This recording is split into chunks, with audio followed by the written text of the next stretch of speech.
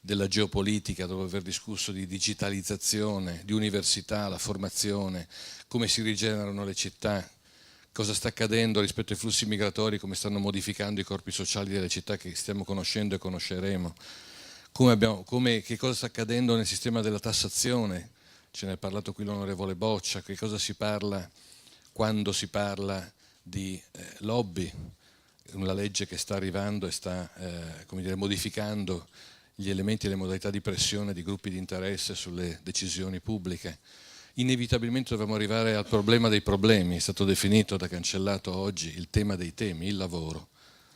È un tema che in questi 4 anni di Future Forum abbiamo sempre affrontato. Il primo anno ce ne parlò Kielsen, che era il direttore dell'Institute for the Future di Copenaghen, ce ne parlò poi negli anni, ce ne parlò l'Ox, ci fu la Wilkinson di Palo Alto che ci disse tra 15-20 anni ognuno di noi non farà più un solo lavoro, ma ne faremo 4 o 5 contemporaneamente.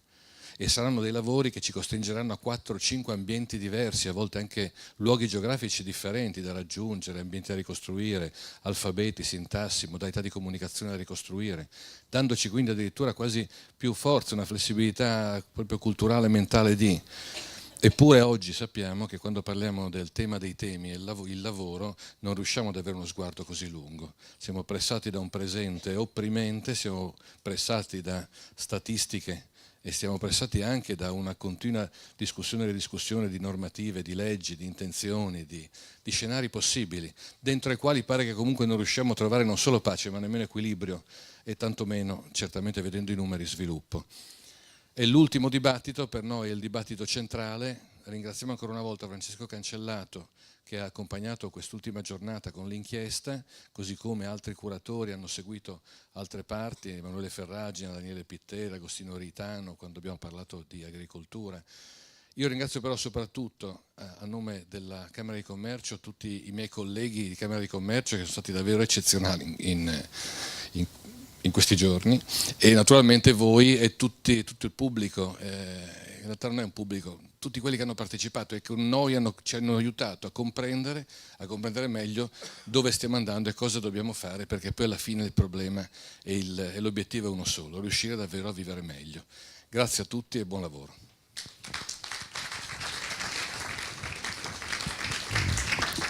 Grazie mille Renato, grazie a tutti. Benvenuti a quest'ultima giornata, un dibattito come vedete abbastanza numeroso, abbiamo 4 ospiti qui con noi, ve li presento subito, c'è Marco Bentivogli, segretario della FIMCISL, c'è un giuslavorista Guido Ferradini, avvocato del lavoro, nonché diciamo con un'esperienza politica discreta, lo metto tra virgolette, nel senso che è uno degli estensori diciamo di quella che era la prima bozza di quello che poi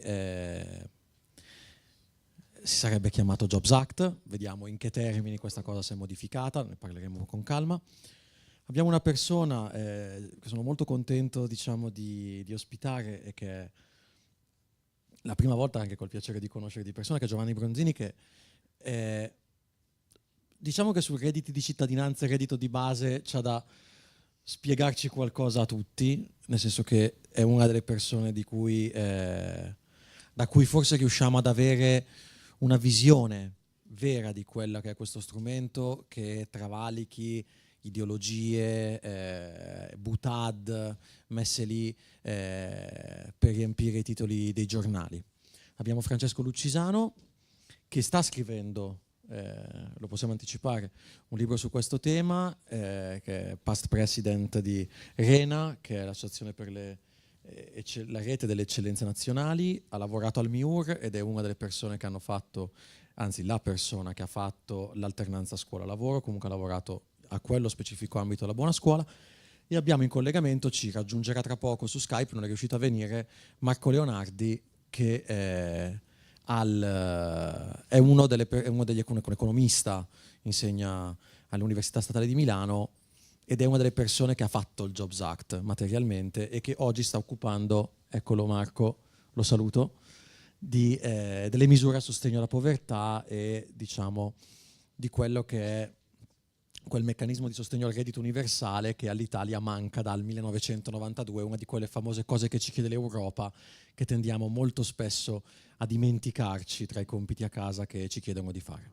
C'è anche un convitato di pietra, anzi un coinvitato di Pixel, nel senso che uno degli ospiti principali della giornata di oggi doveva essere Tito Boeri, presidente dell'INPS, che purtroppo non è riuscito a venire per una serie concomitante di impegni, aveva dato la sua adesione a partecipare al Friuli Future Forum, a cui però abbiamo chiesto di rispondere a qualche domanda che gli avremmo posto qui in diretta e che ci ha mandato un videomessaggio che io farei partire subito perché secondo me potrebbe essere una buona base per iniziare la discussione su tutte le tematiche. Piccolo avvertimento iniziale: oggi abbiamo parlato stamattina di riforme passate, della contingenza attuale di quello che è il mercato del lavoro e di come ci si può sentire oggi, giovani e meno giovani, nell'essere nel far parte di un mercato del lavoro e di un contesto così difficile e con così tanta scarsa crescita. La parola sottotraccia, diciamo, della mattinata era quella cosiddetta emergenza lavoro che è oggi centrale nella cronaca. Ecco, io come inizio di questa conversazione con voi abolirei la parola emergenza. Nel senso, cerchiamo di capire che cosa sarà il futuro del lavoro in un contesto come quello attuale, che forse per la prima volta nella storia mette in discussione la parola stessa lavoro come componente fondamentale su cui è fondata non solo la nostra Repubblica nell'articolo 1 della Costituzione, ma quella che noi conosciamo come la vita umana e la nostra esperienza di vita, perché secondo me siamo in un viatico fondamentale. Veramente discutere oggi di lavoro vuol dire ripensare alle fondamenta il nostro essere parte della razza umana e della società umana. Io farei partire però subito il video con il videomessaggio del presidente dell'INPS Tito Boeri. Buongiorno a tutti, innanzitutto mi spiace non essere con voi a discutere di un tema così importante come il futuro del lavoro. Le domande che mi avete posto vertono soprattutto sul rapporto tra i posti di lavoro che ci saranno nei prossimi decenni e il cambiamento tecnologico e lo sviluppo dell'intelligenza artificiale. Molti di voi si interrogano soprattutto su ciò che accadrà ai giovani, alle prospettive di ingresso al mercato del lavoro dei giovani. Fatemi dire subito che la disoccupazione giovanile è qualcosa di tutt'altro che inevitabile. Se noi guardiamo tra diversi paesi in Europa ci rendiamo conto che ci sono paesi come l'Italia dove la disoccupazione giovanile ha in effetti dei livelli intollerabili, essendo vicina al 40%, ma abbiamo altri paesi, pensiamo all'Austria, alla Germania, alla Svizzera, dove invece è sotto le due cifre.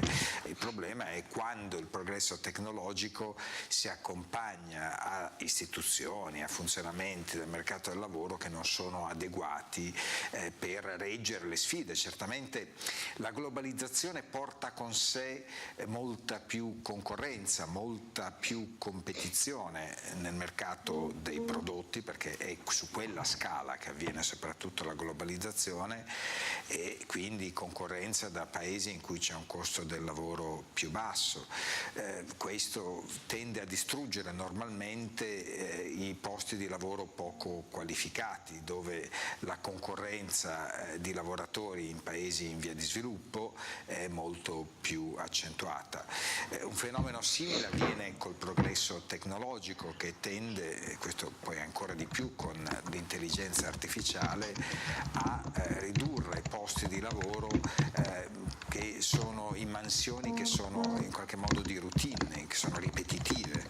Ecco, su questo normalmente si può sostituire il lavoro umano con la tecnologia. Quindi ci sono sicuramente distruzioni di posti di lavoro associati col cambiamento tecnologico, ma a fronte di questi c'è anche molta creazione di posti di lavoro su una scala diversa, soprattutto in genere nei paesi avanzati i posti di lavoro che vengono creati sono posti di lavoro che hanno alta intensità di capitale umano, che richiedono qualifiche molto elevate, e quindi si innalza sempre di più anche il contenuto e i requisiti di istruzione che vengano richiesti ai lavoratori. Quindi bisogna investire molto sulla propria formazione, investire anche durante l'intera carriera lavorativa e quindi in questo modo resistere a quelle pressioni competitive che possono invece a valle del livello educativo distruggere dei posti di lavoro, e lì si creano proprio delle nuove opportunità di impiego, perché chiaramente diventando il lavoro più produttivo si riesce a essere più efficienti, e quindi vi possono essere delle nuove attività che diventano anche capaci di generare molte opportunità di reddito e molte opportunità di lavoro. Quindi, cambia la geografia, la fisionomia delle mansioni del futuro, si va verso i servizi e nei servizi in genere verso servizi avanzati, servizi innovativi che quindi difficilmente possono essere replicati, imitati da paesi che hanno un costo del lavoro molto basso e che hanno magari meno invece dotazione di capitale umano. Quindi questo sta avvenendo, e quindi dobbiamo avere in qualche modo delle istituzioni che sono in grado, un mercato del lavoro che funzioni in modo tale da facilitare questo spostamento di lavoratori, e anche dei sistemi educativi che sono in grado di reagire a queste sfide. E ancora abbiamo bisogno di avere formazione che continui dopo anche l'educazione formale nei canali della scuola e dell'università, ma che continui anche sul posto di lavoro. Purtroppo su questi piani l'Italia è in ritardo, noi lo vediamo da moltissimi dati, abbiamo ancora un sistema universitario che tende a far fatica a sviluppare una serie di competenze che sono spendibili sul mercato del lavoro, o crea delle competenze molto astratte che sono spendibili nell'ambito di carriere accademiche, oppure non dà alcuna formazione professionalizzante adatta al mercato del lavoro.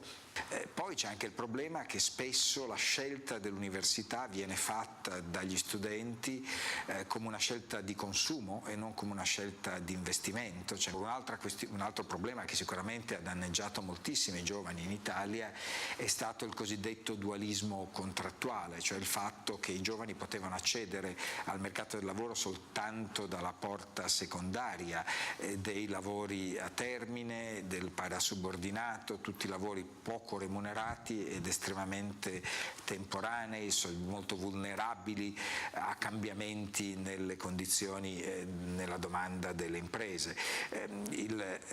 Questo dualismo ha portato con sé una forte riduzione dell'investimento in formazione e della formazione sul posto di lavoro, che tra l'altro prima era fortemente presente in Italia.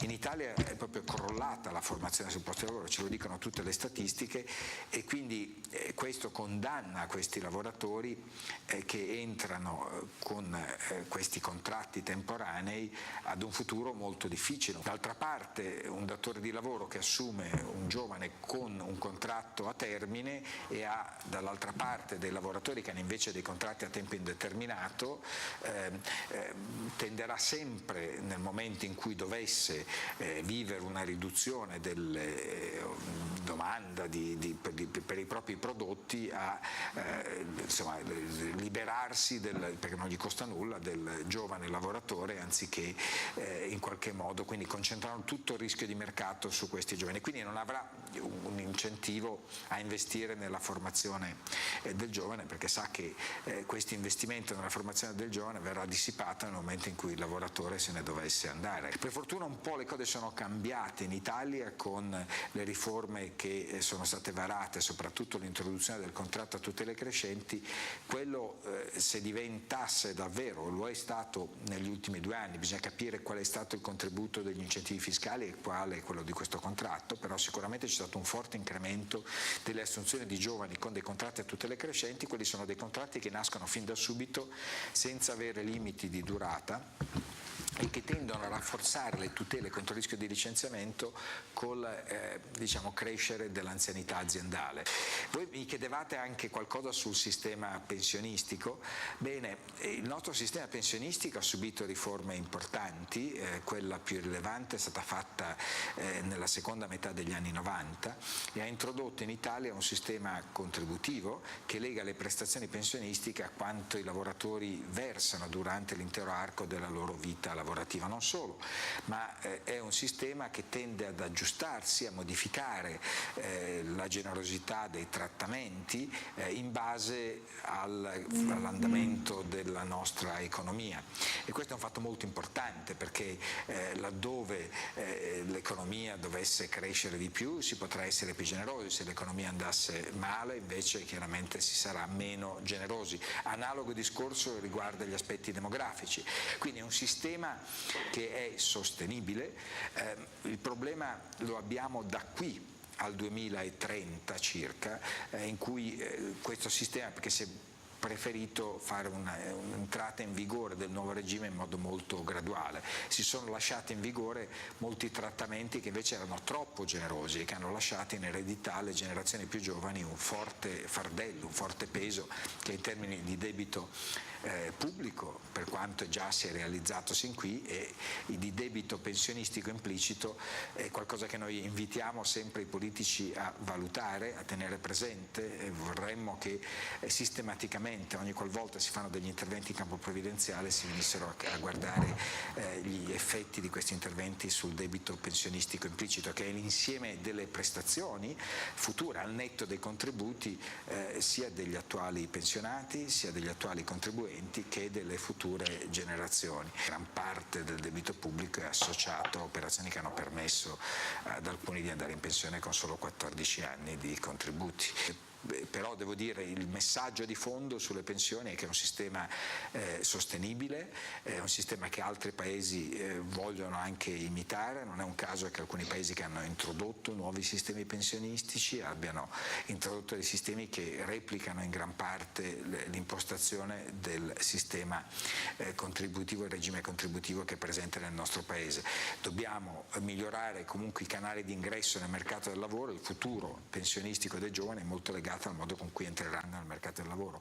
I primi anni di contribuzione sono molto importanti perché si capitalizzano per il resto della vita lavorativa e quindi sono quelli che contribuiscono di più a formare in futuro la vostra pensione, per cui attenzione a quello. Se vi propongono dei lavori in cui versate pochi contributi, ecco, non fatevi troppo illudere dal fatto di avere magari una busta paga più pesante, perché vi danno più soldi al netto dei contributi, perché voi dovete essere consapevoli del fatto che questo avrà conseguenze sulla pensione futura, se quel tipo di lavoro prevede una contribuzione ridotta. Quindi di questo legame indissolubile tra contributi e pensioni future dovete essere pienamente consapevoli. Per aiutarvi in questo abbiamo sviluppato sul sito dell'INPS un programma che si chiama La mia pensione, in cui voi potete andare e simulare la vostra pensione futura sulla base dei contributi versati, e poi potete variare il livello contributivo e vedere quale impatto tutto ciò può avere sulla vostra pensione futura, così potete capire esattamente quali sono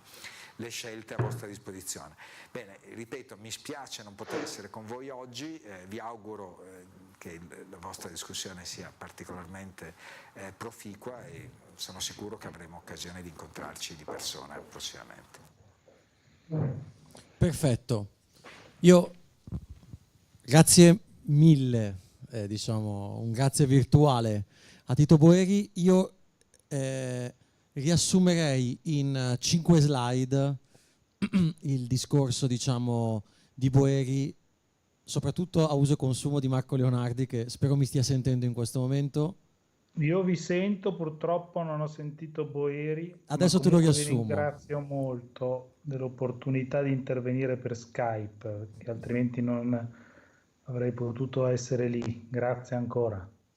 Allora, riassumendo un attimo i 5 punti, del discorso di Boeri, se me li ricordo bene. Allora, c'è un primo punto che secondo me è molto importante. Lui dice: la disoccupazione giovanile non è inevitabile. In altre parole dice: quello che sta succedendo oggi in Italia, c'è una disoccupazione giovanile che è circa 30 punti percentuale a spanne, a seconda di che tipo di disoccupazione giovanile prendiamo. Il tasso di disoccupazione generale è qualcosa che rappresenta un'anomalia del sistema. Se non sbaglio, negli Stati Uniti questa forbice è di soli 5 punti, nei paesi OCSE attorno ai 10 punti, quindi è un problema italiano e cercheremo di capire perché in Italia c'è questo problema.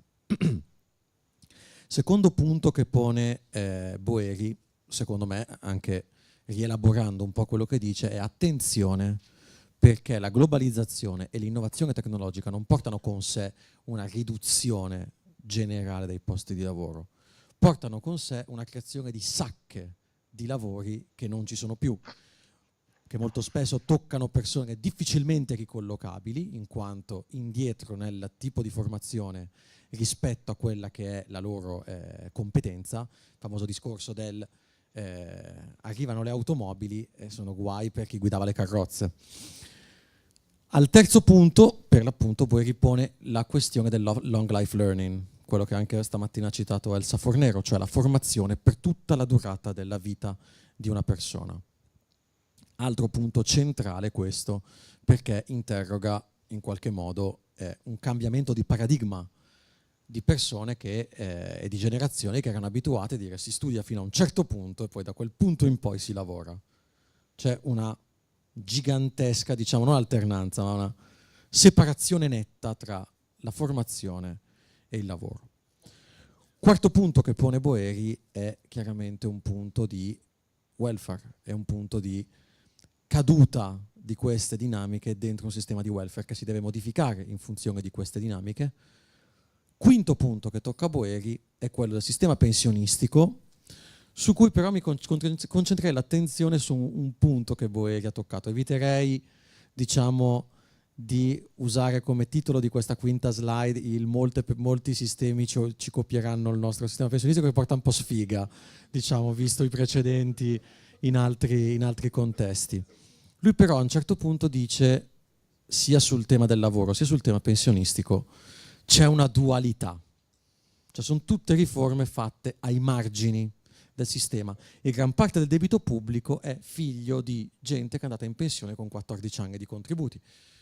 Faccio un esempio molto semplice: io sono il primo di 4 fratelli, è come se io sono il fratello fortunato che ha preso tanti soldi e tanto aiuto dai miei genitori, perché i miei genitori stavano molto bene, poi a un certo punto i miei genitori smettono di stare bene, i miei 3 fratelli dopo avranno meno. Quello che è stato dato a me, tecnicamente, i miei fratelli potrebbero vederlo come un privilegio, io lo posso vedere come un diritto acquisito. Penso che anche su questo ci sia un tema interessante di dibattito.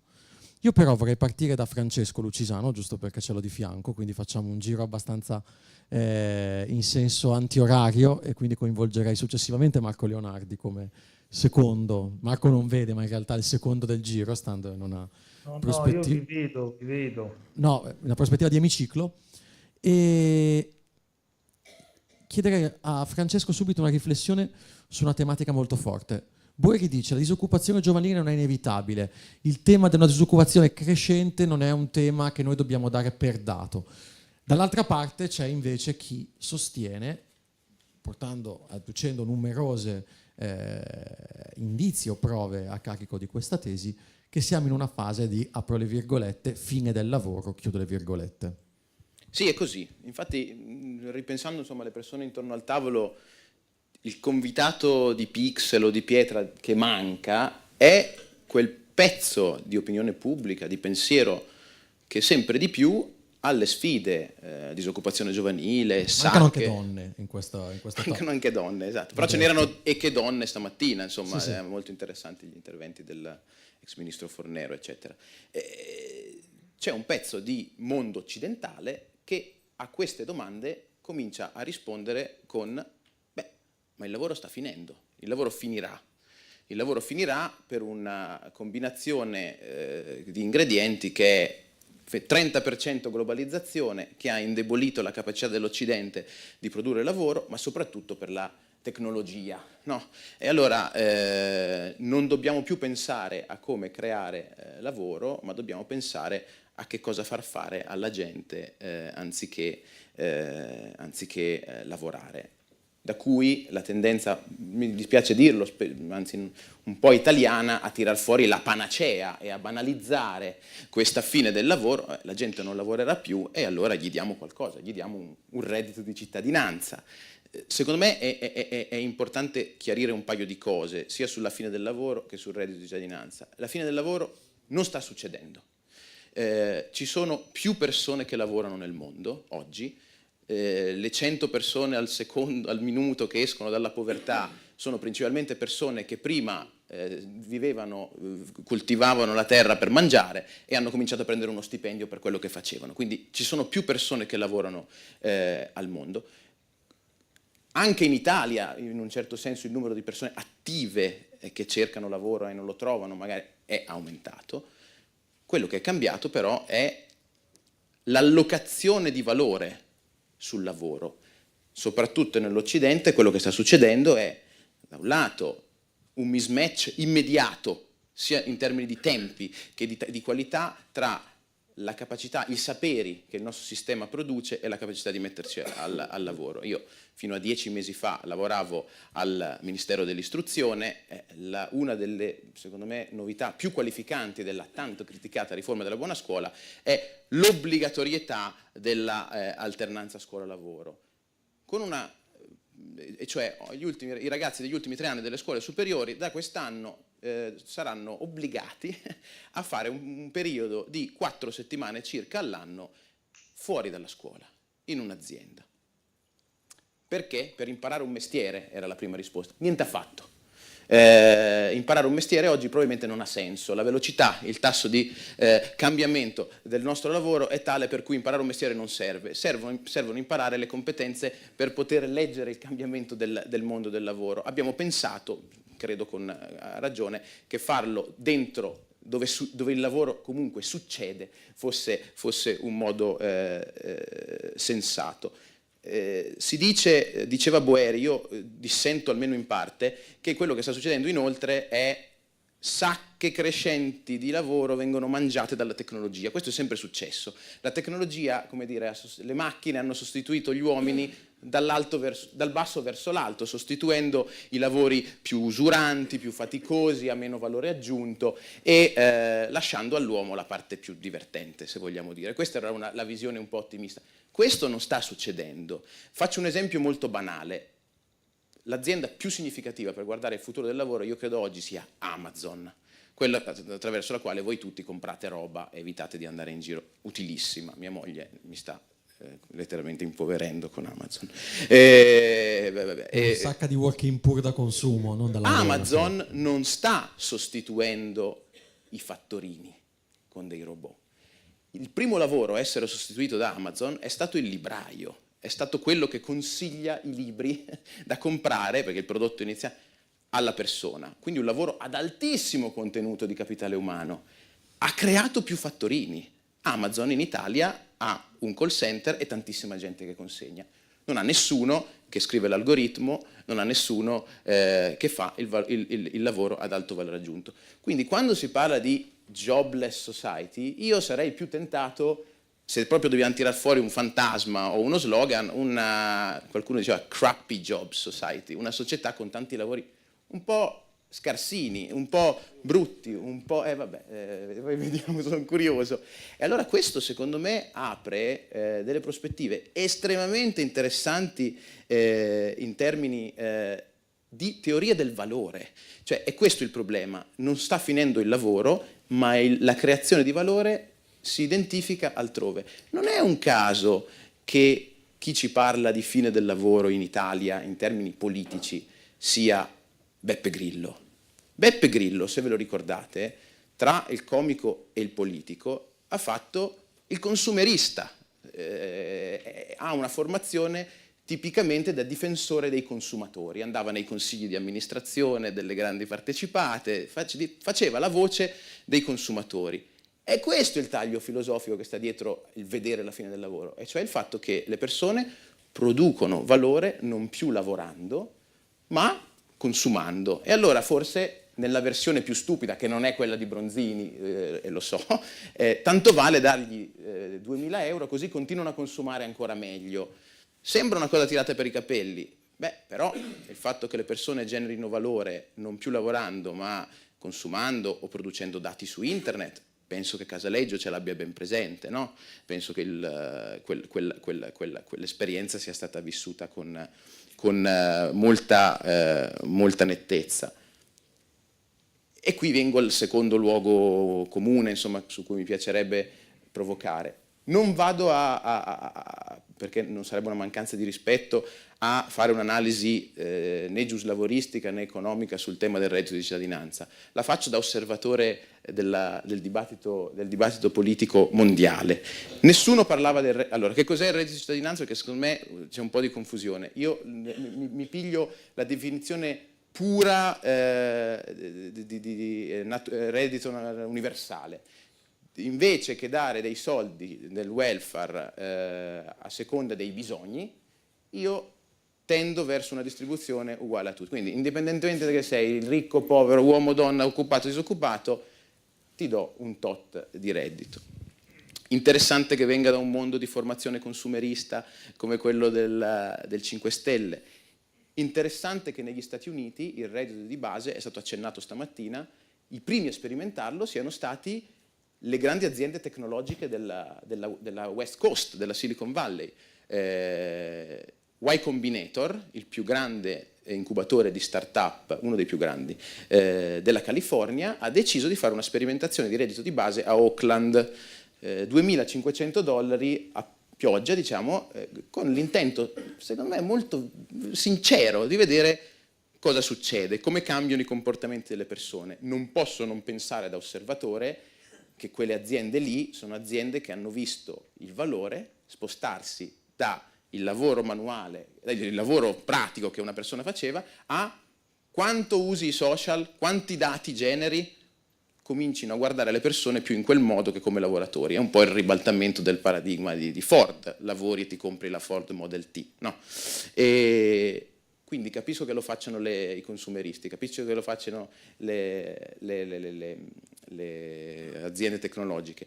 In America ancora il reddito di base, così come ve l'ho descritto, è una bella bandierina della destra libertaria. Invece di fare un occhiuto welfare che va a fare i livelli ISEE, va a controllare quanto tu lavori, quanto no, deve mettere in piedi un sistema di sanità pubblica, un sistema di scuola, sai che ti dico? Ti do un po' di soldini, te li ridistribuisco, ne fai quello che vuoi. Quello che un po' mi preoccupa, devo dire, guardando l'Europa e guardando l'Italia, è che il reddito di cittadinanza banale, non approfondito, sia diventato una bandiera che è guardata con molto interesse anche dai partiti della sinistra ed anche dalle forze che rappresentano o che rappresentavano il lavoro. In Francia Hamon ha il reddito universale come bandiera e Hamon sarà il candidato socialista. In Italia... C'è anche la tassa sui robot, poi ne parliamo. La tassa sui robot, bello, ne parliamo dopo. Allora, la mia paura di fronte a una analisi semplicistica del reddito di cittadinanza è occhio a non buttare via il bambino con l'acqua sporca. Può esistere una società in cui il valore non è creato col lavoro. Anzi, la maggior parte della storia dell'umanità il lavoro è stato soltanto marginale e il valore è stato creato in altri modi. Tu parli dei robot, ma che cos'erano gli schiavi se non dei robot? Non erano considerati umani e il valore si produceva facendo lavorare questi schiavi. Robot viene la parola robot, che significa schiavo, servo, servire, una parola slava. Quindi ci si può arrivare a una società in cui il lavoro non è al centro della costruzione del valore e dell'identità delle persone. Sono state delle epoche estremamente diseguali, estremamente immobili, poco innovative, e quindi attenzione, il bambino con l'acqua sporca evitiamo di buttarlo. Mi viene da dire, parlava delle pensioni baby degli anni 90, Boeri, forse quella è stata la più vasta esperimento di reddito di base mai messo in pratica e forse non è andato così bene. Forse toglierei il di base dal reddito, ma metterei anche, c'è stata una leggerissima parcellizzazione e scarsissimo capacità di generare, diciamo, benessere a livello universale. Da questo punto di vista, perché si fa un po' di confusione, poi però Bronzini ce lo spiegherà bene, perché io di redditi, oggi Borromeo diceva c'è il welfare di comunità, il welfare di prossimità, il welfare, la seconda gamba, terza gamba, anche di redditi siamo pieni. Ho contato reddito minimo garantito, reddito di inserimento, reddito di inclusione, reddito di base, reddito di cittadinanza. Dovremmo fare una mappa semantica, mi sa, Marco Leonardi. Ma quello che mi interessa capire, andando alla radice di tutto, c'è questo vuoto, c'era perlomeno, o sicuramente c'è stato questo vuoto legislativo in Italia legato a un sostegno universale al reddito, nel senso che noi di sostegno al reddito ne abbiamo. Parlo per me da giornalista, se domani sono disoccupato ho un sostegno al reddito che mi è garantito dall'ordine dei giornalisti, dalla relativa cassa. Altre realtà che firmano contratti, non so, i metalmeccanici come 20 avranno qualche forma di sussidio di tutela alla disoccupazione, altre realtà sì. Prima di fare giornalista, quando era una semplice partita IVA, se finivo a casa, finivo a casa. Peggio di me stanno magari quelli che hanno un Cocopro o allo stesso modo, cioè mancava quell'universalità. Un'universalità che peraltro ha uno spartiacque forte, perché generalmente chi ha un sostegno al reddito è un insider, generalmente uno che è entrato nel mondo del lavoro in un certo periodo, mentre chi non ha tutele, e qui c'è uno dei grandi paradossi della modernità del lavoro, è anche chi ha sperimentato, diciamo, tutte le riforme ai margini, ossia i giovani. Cioè io sono giovane, avrei bisogno di stabilità, ho contratti più precari, meno soldi, meno tutele universalistiche e di welfare. Volevo chiedere un po' a Leonardi come, diciamo, dalla stanza dei bottoni o dalla sala macchine della stanza dei bottoni al governo si sta cercando di ovviare e si è provato a ovviare a queste difficoltà e a queste mancanze del nostro sistema. Grazie Cancellato. Devo dire subito, mi sembra un dibattito molto interessante. Io purtroppo non ho sentito il messaggio di Boeri, mi fido della tua ricostruzione.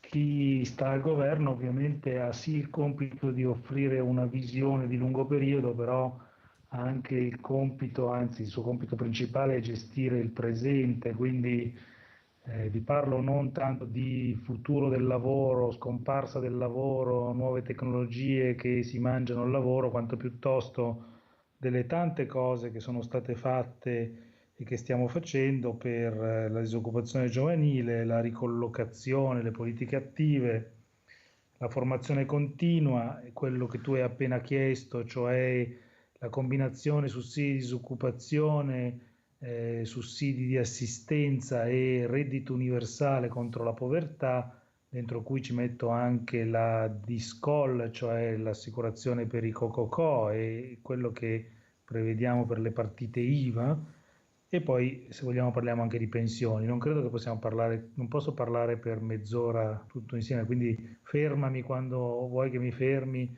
e poi magari non so se c'è un secondo giro. C'è, tranquillo. Allora, parto da welfare, da quello che tu hai chiesto.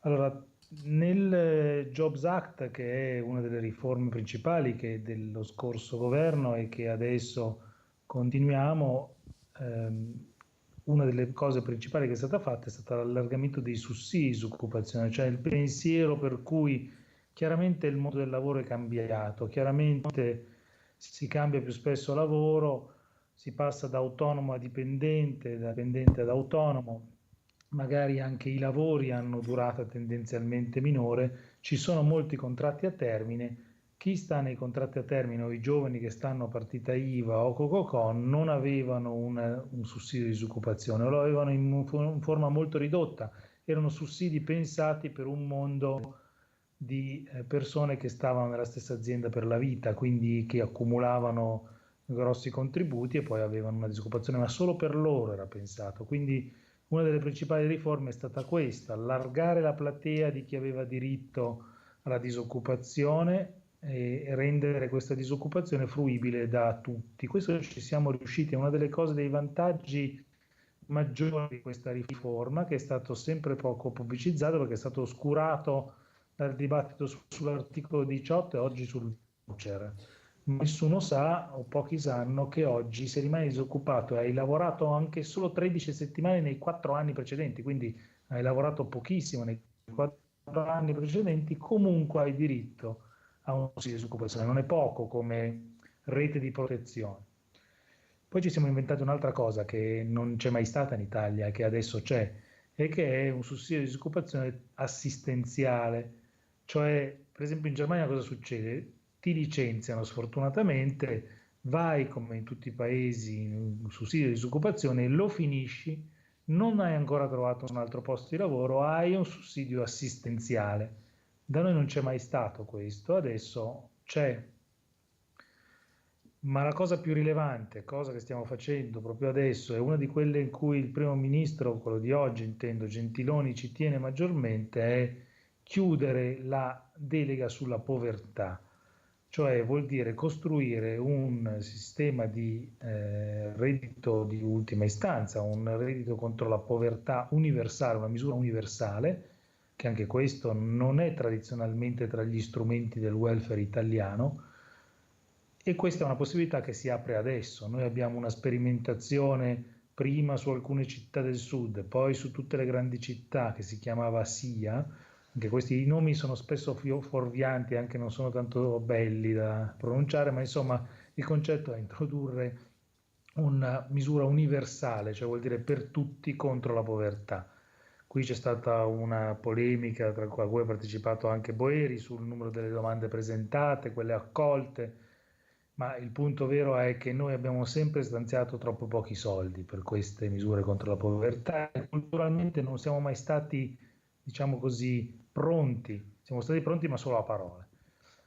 Adesso nell'ultima legge di stabilità i fondi sono stati raddoppiati, si arriva a 1.700.000 euro contro la povertà, si può costruire, quindi si raddoppia anche la platea che si può coprire. Comunque noi ricordiamoci che la crisi ha lasciato delle ferite molto profonde, per cui oggi sono circa 600.000 i nuclei familiari che vengono considerati sotto la linea di povertà e quindi una platea potenziale di questa misura. Noi quest'anno ne abbiamo coperti solo 60.000, l'anno prossimo dovrebbero essere già il doppio e nel 2018 dovrebbero essere 400.000 delle famiglie con minori a carico, quindi quelle più bisognose.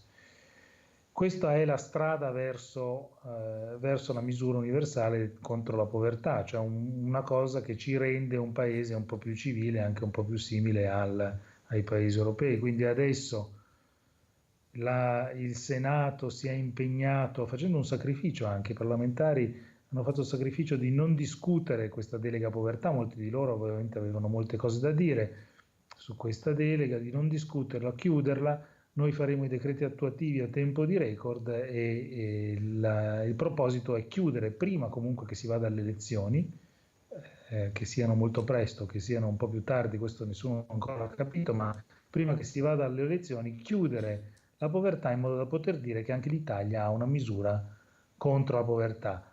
Dico questo e poi forse mi vuoi fermare, ma dico questo perché questa è una misura alternativa al reddito di cittadinanza di proposito grillino, nel senso che la misura contro la povertà vuol dire che tu sei una misura contro la povertà per quelli che hanno un reddito ISEE sotto un certo limite e effettivamente sono bisognosi. Il reddito di cittadinanza è un'altra idea. Il reddito di cittadinanza è quello che ha detto Lucisano un minuto fa, è tendenzialmente l'idea che siccome il lavoro va scomparendo, siccome la gente ha bisogno di mangiare, allora gli dà un reddito di cittadinanza. Però attenzione, guardate che quello è un'iniziativa che potenzialmente ha degli ovvi problemi, dei problemi di incentivi, la gente non lavorerebbe più, soprattutto i giovani, mi immagino. E poi mi dico sempre, quando penso al reddito di cittadinanza senza, diciamo così, senza meccanismi di attivazione o senza condizionalità, mi domando, ma in America il reddito di cittadinanza è una discussione? No, non è in discussione. In Asia, in Cina, in India è in discussione? non è in discussione, cioè noi vogliamo essere davvero il continente più anziano che si siede su un reddito di cittadinanza dato a tutti perché... E poi sostanzialmente è contro i numeri, è contro la matematica il reddito di cittadinanza, semplicemente noi abbiamo un occupato su 3 nella popolazione, una persona su 3 è occupata, gli occupati sono una ventina di milioni, 22, 21, 22, e gli abitanti d'Italia sono 60 milioni, quindi vuol dire che uno lavora per 3, per se stesso, per un inattivo, per un pensionato. E se alla fine con il reddito di cittadinanza non lavora nessuno, mi domando come facciamo a sostenerci. Io giro questa domanda direttamente a Giovanni Bronzini, aggiungendo Giuseppe. Ah, ok. No, c'è un errore. Ah, ok, Giuseppe Bronzini, ok, la mia figuraccia del 18 di febbraio l'ho fatta. A Giuseppe Bronzini faccio questa domanda ulteriore. Noi parliamo di reddito di cittadinanza, quindi di una misura, diciamo, vista alla sua appendice più estrema. Cioè io sono Francesco Cancellato, sono la Poelcan, sono la persona con il reddito più basso in Italia, comunque in quanto cittadino ho diritto a quel tipo di misura. Io volevo capire, tra la SIA o comunque quello che ha delineato Leonardi e il reddito di cittadinanza, quante sfumature ci sono e soprattutto tra queste sfumature qual è quella che risponde a 2 criteri fondamentalmente? Quella di offrire la massima copertura possibile minimizzando gli incentivi e costando in un modo che non va a detrimento dei nostri già scarsissimi vincoli di bilancio. Dunque io dovrei essere collegato, sì, sono collegato. Allora, tra le tante cose che ovviamente si dovrebbero, vengono in mente di dire, mi vorrei concentrare su questo punto, per cui ringrazio anche questa domanda, perché effettivamente ci serve una mappa per capire, perché il linguaggio è un po' babilonico, diciamo, non ci si raccapezza molto e c'è forse una ragione che poi, se avrò tempo, cercherò di spiegare per spiegare in qualche modo questa confusione che deriva dal fatto che tutte queste misure comunque rispondono a una medesima esigenza. La medesima esigenza era quella che ricordava Stefano Rodotà sull'editoriale della Repubblica di domenica scorsa, cioè che la dignità e comunque il valore fondamentale delle società occidentali costituzionalizzate si intende normalmente il diritto alla dignità come l'unico diritto che non può essere sacrificato, calpestato, bilanciato con altre esigenze. La dignità viene prima di qualsiasi altra cosa. E quindi si è cercato, a partire da questo, di trovare delle strade che, pur salvaguardando il valore primario della dignità delle persone, fossero pragmaticamente percorribili e fossero in un certo senso ragionevoli e fattibili. Allora io preciso questo, che abbiamo a che fare con 3 gruppi di prestazioni. La prima prestazione di cui ci ha parlato il professor Leonardi è quella che possiamo descrivere come un sussidio di povertà. Cioè si prende la povertà estrema, la povertà assoluta, che in Italia copre circa 5 milioni di persone e oltre il 10% delle famiglie italiane, e gli si dà una prestazione minimale che in qualche modo realizza qualche intervento di carattere eccezionale e straordinario in una situazione emergenziale. Poi c'è invece un grande istituto che è un istituto in Europa costituzionalizzato e si chiama il reddito minimo garantito, che può essere chiamato reddito minimo di inserimento e che i 5 Stelle hanno chiamato reddito di cittadinanza, perché la misura di cui parlano i 5 Stelle, adesso non perché spetti a me descrivere, perché non è un reddito di cittadinanza propriamente inteso, è un reddito minimo garantito all'europea. Allora, che cos'è un reddito minimo garantito all'europea di cui parla l'articolo 34, terzo comma della Carta dei diritti fondamentali dell'Unione Europea e che è riconosciuto da 26 paesi su 28 nell'ambito europeo, quindi esclusivamente solo l'Italia e la Grecia ne sono privi, è quel diritto che spetta a chi non vanta un reddito sufficiente a assicurare un'esistenza libera e dignitosa, di avere una prestazione monetaria da parte dello Stato.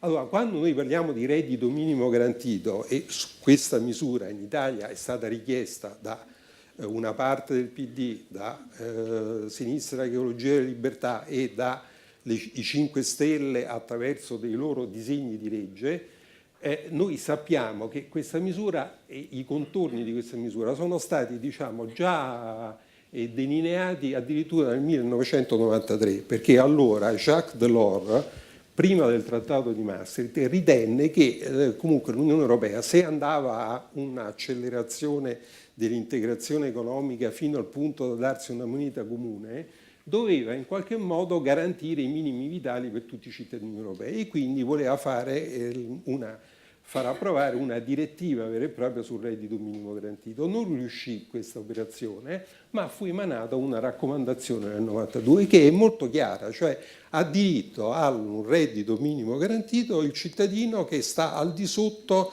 al rischio di esclusione sociale. Quando è che un cittadino, secondo i parametri europei, è a rischio di esclusione sociale? Quando guadagna meno del 60% delle retribuzioni mediane da lavoro dipendente. Quindi in Italia, in pratica, chi ha un reddito inferiore a 8.000 euro anno dovrebbe avere, secondo i parametri europei, secondo la Carta dei diritti fondamentali, diritto a avere 600 euro da parte dello Stato, e a ciò si dovrebbero aggiungere dei sostegni nelle spese sociali, sostegni per gli affitti, eccetera. Faccio una controdomanda perché arrivo a un punto abbastanza puntuale. Sì, terzo punto, esatto. Il terzo livello, però... ok, facciamo il terzo punto. Sì, una specificazione che in Europa il reddito minimo garantito è, come diceva lui prima, in genere, diciamo, condizionato a l'obbligo di accettare delle occasioni di lavoro che sono compatibili col proprio bagaglio professionale, in qualche modo con le proprie aspettative di vita, e con il seguire dei corsi di formazione, quindi non è erogato in cambio di nulla.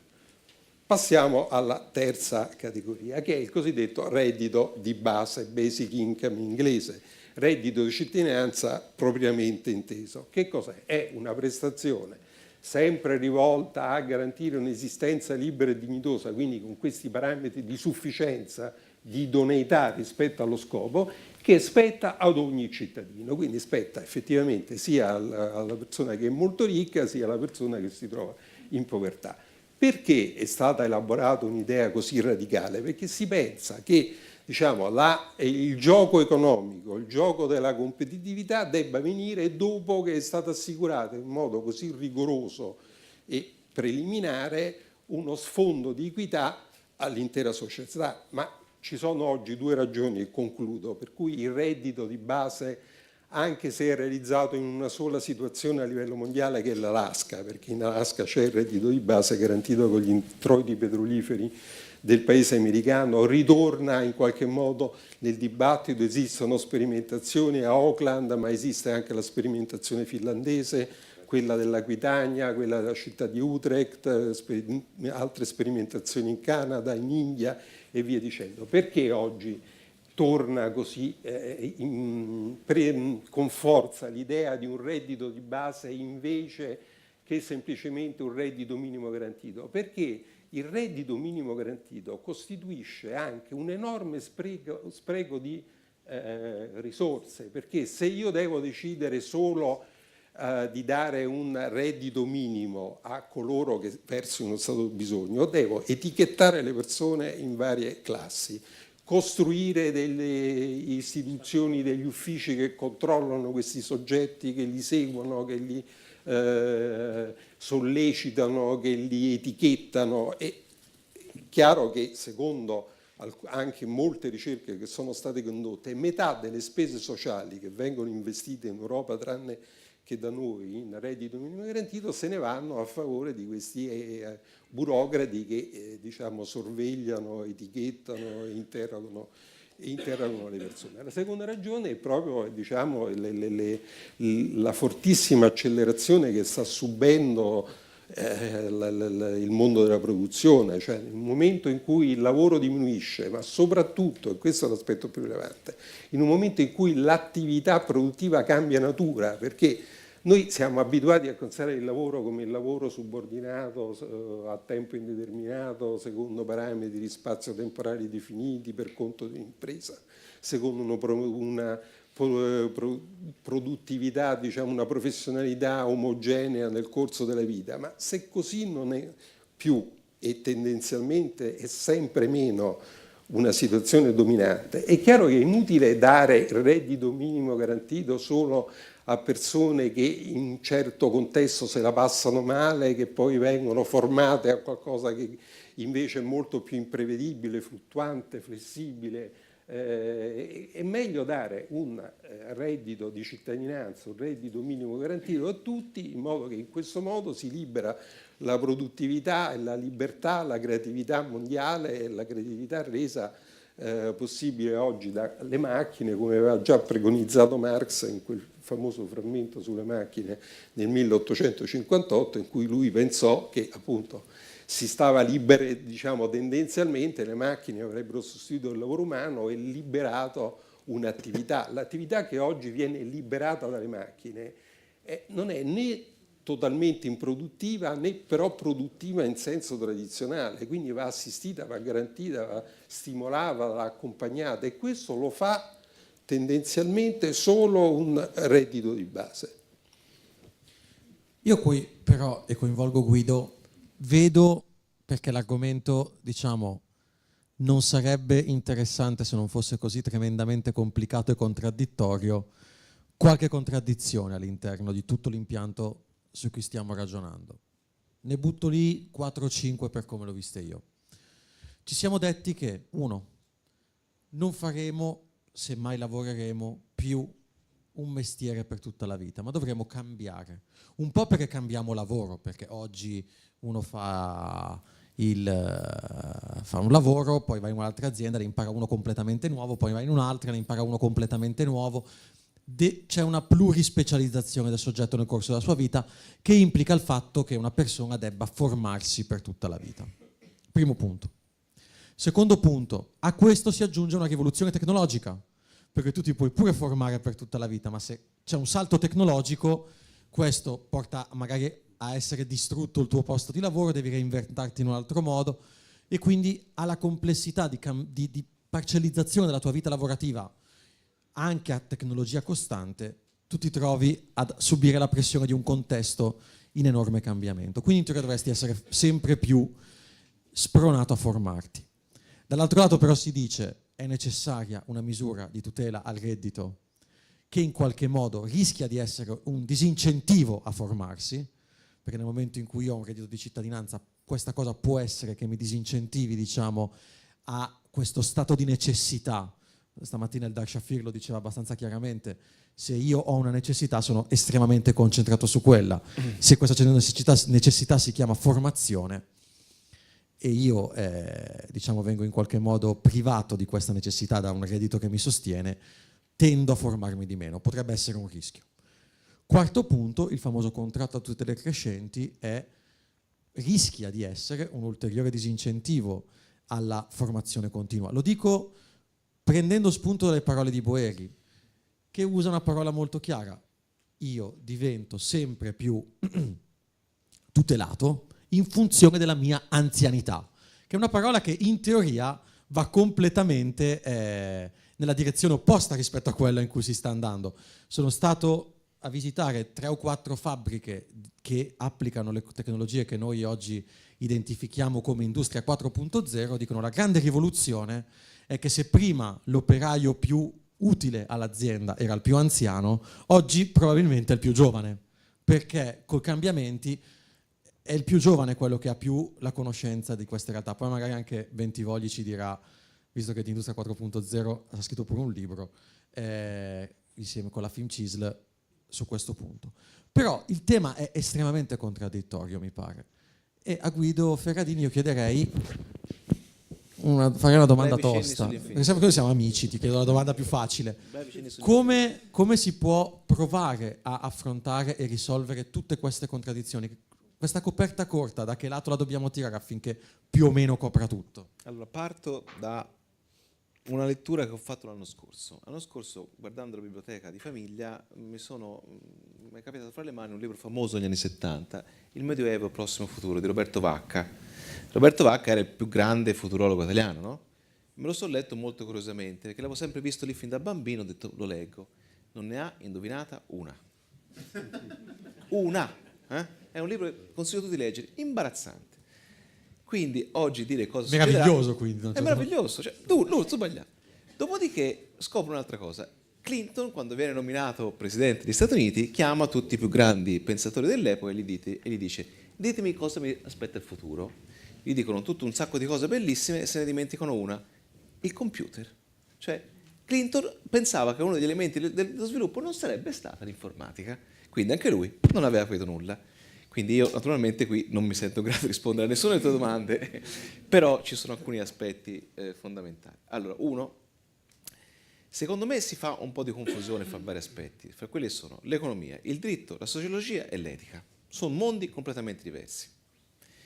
E secondo me, quando in questi ultimi tempi si è parlato un po' di diritto del lavoro, si è preso, come sempre, quello che va più di moda in questo momento, cioè l'economia. Cioè l'economia è l'elemento trainante di tutte le riforme che sono state fatte. Non è così, almeno a mio avviso. Io tutte le volte che faccio dei interventi convegni cito sempre gli stessi autori, anche mi ricordo nell'ultimo convegno dell'AGI ho fatto un intervento su questo punto e il presidente mi chiede ma chi stai citando? E io cito sempre Sennett e Saskia Sassen, perché sono anche marito e moglie, quindi vuol dire aiuta. Però ecco, l'aspetto secondo me sociale di quello che è l'impatto del lavoro è sempre stato tralasciato.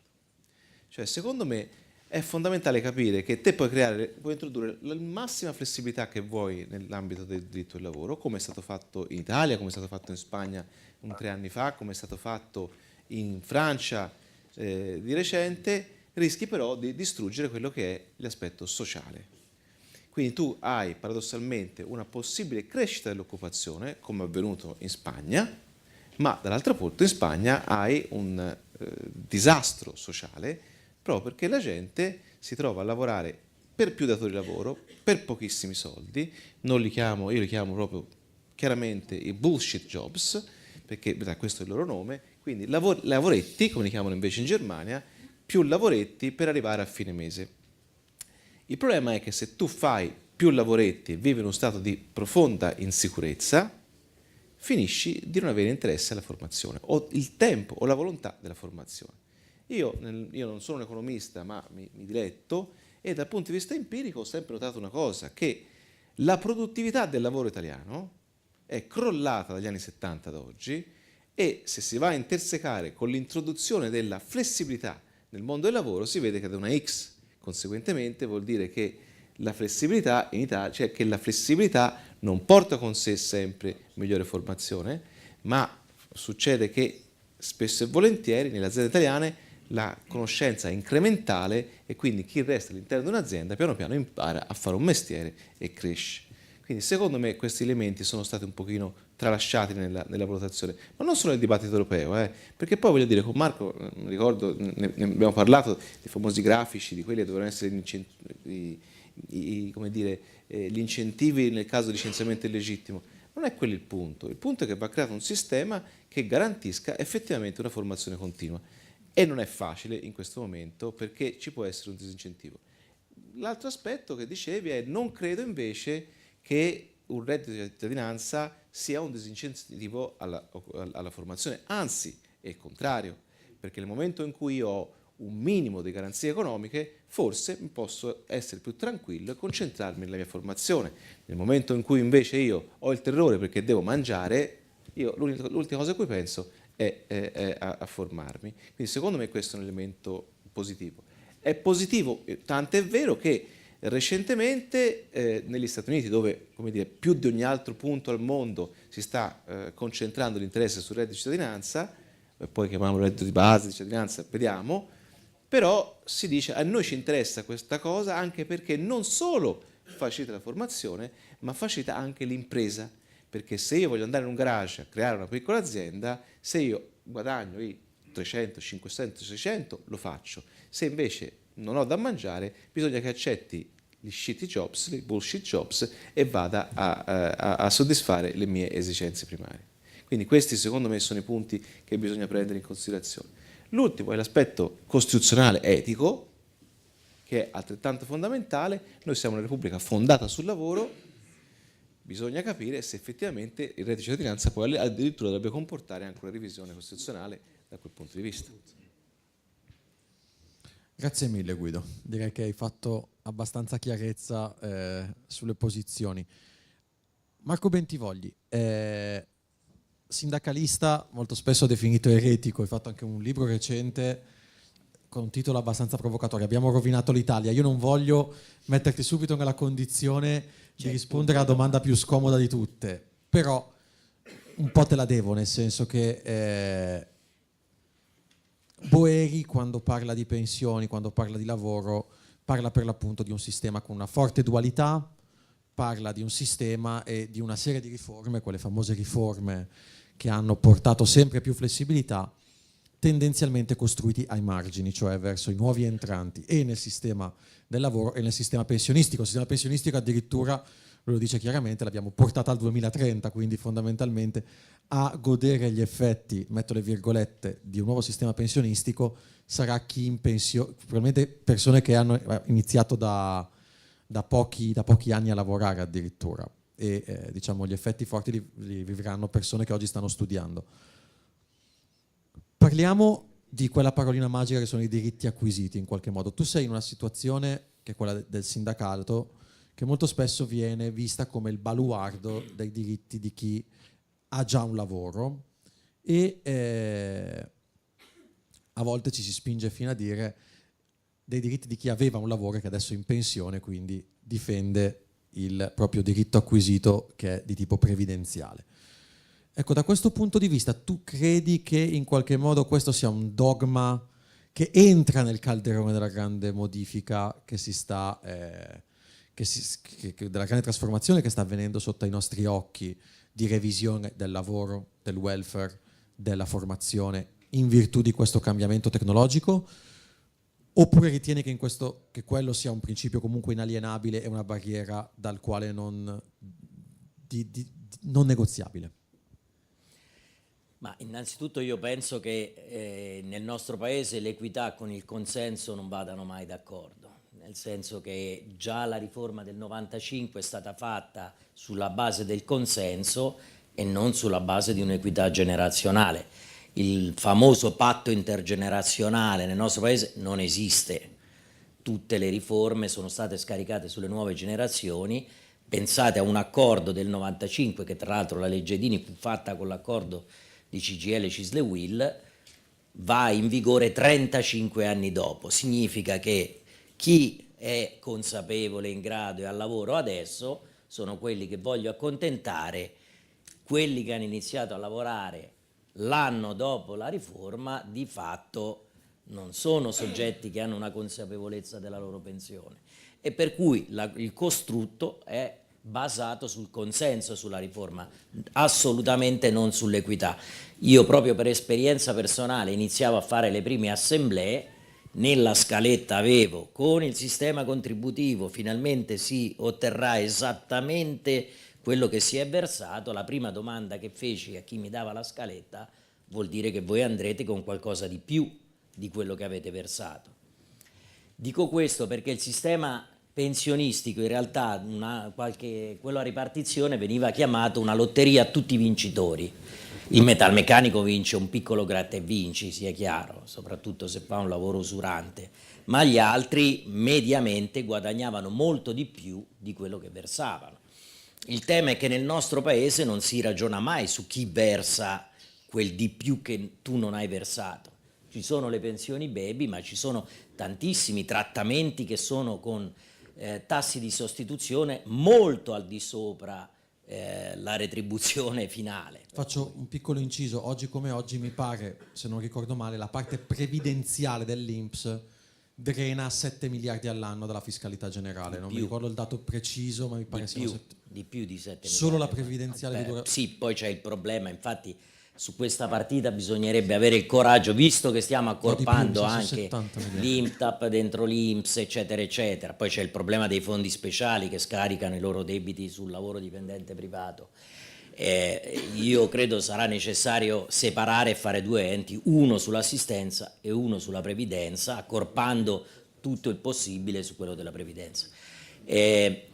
Lo dico a bassa voce perché c'è mia figlia di 7 anni nel pubblico, ma io ho sempre definito i diritti acquisiti una favoletta, nel senso che è una cosa a cui non ho mai creduto e sono un modo per nascondere un problema nostro sindacale, anche questo di consenso, perché i diritti per definizione o sono di tutti o sono privilegi. Non posso dire che c'è una generazione che ha il diritto dei 35 anni, una dei 40. Mi è piaciuto poco scrivere i 41 anni non si toccano perché sapevo che rimaneva sulla piattaforma. Insomma, i diritti acquisiti o sono di tutti o sono una favoletta a danno e a costo di qualcun altro che domani arriverà. Ecco, il problema è che non c'è questa consapevolezza. Poi c'è un dato che per me è drammatico. Noi abbiamo circa 800 miliardi di spesa pubblica, 260 sono la spesa previdenziale, c'è anche un po' di assistenza dentro, senza dubbio, ma noi abbiamo sotto i 65 anni pensionati che costano 85 miliardi di euro. La prima domanda è: ma realmente sono in pensione andando in pensione prima dei 65 anni? Oppure sono in pensione e continuano a lavorare in altre forme? C'è questo di tema. Noi spendiamo 85 miliardi per i pensionati sotto i 65 anni e ne spendiamo 70 sul sistema di formazione. Questo significa che è un paese per vecchi, anzi per vecchi in buona salute, che in realtà, vista la medicina, sono anche... io infatti sono un grande sostenitore del lavoro che fa l'inchiesta, perché è un tema scomodo per tutti quello che sta emergendo. Lo squilibrio più forte in questo paese non è più nord-sud, è giovani e gli altri, giovani e gli altri. E allora proprio per questo probabilmente bisognerebbe fare politiche anche più serie. La prima scivolata che fece proprio Renzi, suggerito da allora il consigliere Ralandini, per cui era quello di mettere il TFR in busta paga. Fu un attacco alle nuove generazioni spaventoso, solo perché i giovani non se ne rendono conto, ma a dirgli: guardate, la previdenza integrativa la tasso ancora di più, e a un giovane che va in pensione col 46% dell'ultima retribuzione, non avere una seconda gamba di pensione significa lì sì farlo diventare un povero. Allora, su tutte queste partite bisognerebbe avere un po' più di coraggio, quando si parla di politica riformista in Italia ce n'è poca, perché ci vuole coraggio e capacità di essere impopolari e soli per fare politiche riformiste vere, e invece il populismo con diverse gradazioni aggredisce un po' tutti gli schieramenti politici. Poi c'è un altro tema, io sono molto preoccupato, io sul reddito di cittadinanza non sono affatto d'accordo. Io penso che la tecnologia sia una grande occasione per superare il dilemma storico tra liberarsi dal lavoro o liberarsi nel lavoro in funzione della seconda. E credo tra l'altro che intanto mi augurerei che i californiani facessero un po' più di sperimentazioni e un po' meno teorie. Quest'idea che con Industry 4.0 lavorerà solo il 15% delle persone e il resto tutti con reddito di cittadinanza, vorrei capire con quali risorse si paga il reddito di cittadinanza all'85% delle persone, perché mi sembra una cosa assolutamente assurda. E poi dietro ci sono cose che si stanno sgretolando, ovviamente per chi ha curiosità, una dopo l'altra. In questa regione la tecnologia è stata amica dell'occupazione, o meglio, la mancanza di tecnologia è stata nemica dell'occupazione. L'elettrodomestico ha delocalizzato da questo paese per due motivi sostanziali. Il primo, il crollo tra il capitalismo di prima e seconda generazione, i padri hanno fatto le imprese, i figli buttati sulla speculazione e su altre cose. Ma il secondo è stato la mancanza di innovazioni tecnologiche. Se nell'elettrodomestico avevamo le ultime catene di montaggio, anzi le abbiamo tuttora, è per la scarsa tecnologia, per lo scarso investimento in tecnologia. Altro che tecnologia nemica dal lavoro. E anche lì immaginare che quello sia un lavoro da preservare in un paese che ha fatto una narrazione piuttosto idiota su quello che è accaduto in Fiat. Io organizzo spesso dei pellegrinaggi a Melfi, Pomigliano e Cassino a far vedere come si costruisce un'automobile in una fabbrica moderna, per cui con un rapporto tra il lavoratore e la macchina molto più evoluto rispetto a quello che si pensa oggi. L'altro dato proprio su questo, anche questa cosa, la globalizzazione, la tecnologia, abbiamo di ieri il dato del surplus della bilancia commerciale italiana, che è record, dalla prima serie storica del 91 non abbiamo, per cui 25 anni non abbiamo mai fatto così tanta esportazione. La cosa più bella è che abbiamo esportato verso l'area dell'euro, per cui l'euro non è così male per esportare la nostra manifattura. L'abbiamo fatta grazie all'euro, tra l'altro, e soprattutto lo abbiamo fatto grazie alla globalizzazione. Per cui tutte queste cose, che la globalizzazione, la tecnologia, la valuta, sono tutte un po' capri espiatori di distrazione, di massa, che in realtà non spiegano nulla, non hanno veramente nulla a che fare con... Io poi dopo, e chiudo, la mia preoccupazione ulteriore, su questo io non voglio contraddire la prima parte sul sostegno a un protagonismo delle nuove generazioni, ma c'è un problema anche di sveglia delle nuove generazioni, di scossa. Noi abbiamo un plotone di NEET che non sono solo poveri disgraziati che non trovano lavoro, riflettono anche in particolari regioni d'Italia. Se trovate una situazione di disoccupazione in alcune regioni d'Italia, il ragazzo cerca il lavoro, in altre regioni i genitori cercano il lavoro per il ragazzo. No, io immagino nel centro-sud il reddito di cittadinanza che cosa diventa? Un disastro.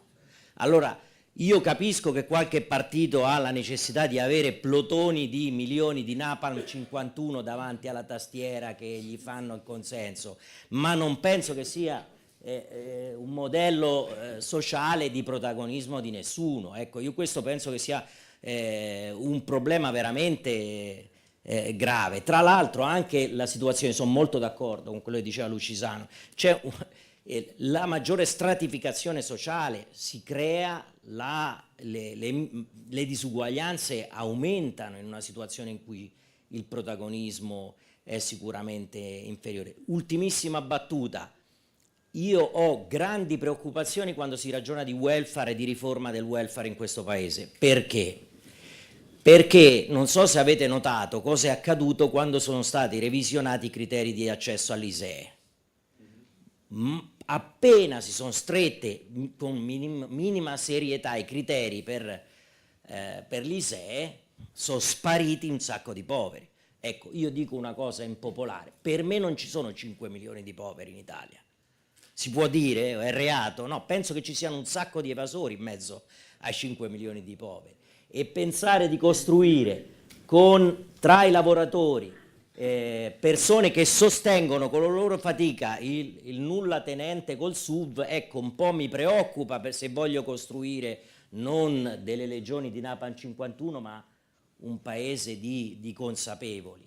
Io credo che su questo dobbiamo fare forti riflessioni, perché nelle esperienze anglosassoni l'abuso del welfare e dei sistemi di reddito di cittadinanza è stato un tema in paesi che hanno un controllo e una serietà maggiore. Ecco, su questo, anche su questa partita io credo che il governo, l'ultimo non si può ancora dire, Marco, ma il penultimo, che vanta tanti successi sull'evasione fiscale, se cancelliamo la voluntary disclosure sulla lotta all'evasione fiscale, io credo che non sia proprio una delle migliori medaglie del governo Renzi. Ecco, questo lo dico, come sai, senza nessun tipo di pregiudiziale ideologica e anzi con molta laicità, ma questo è un paese che deve tornare ad avere a che fare con la certezza del diritto e delle sanzioni. Invece questo è un paese in cui la si fa franca quando si frodano le regole minime di coesistenza tra le persone. Ecco, io credo che questo sia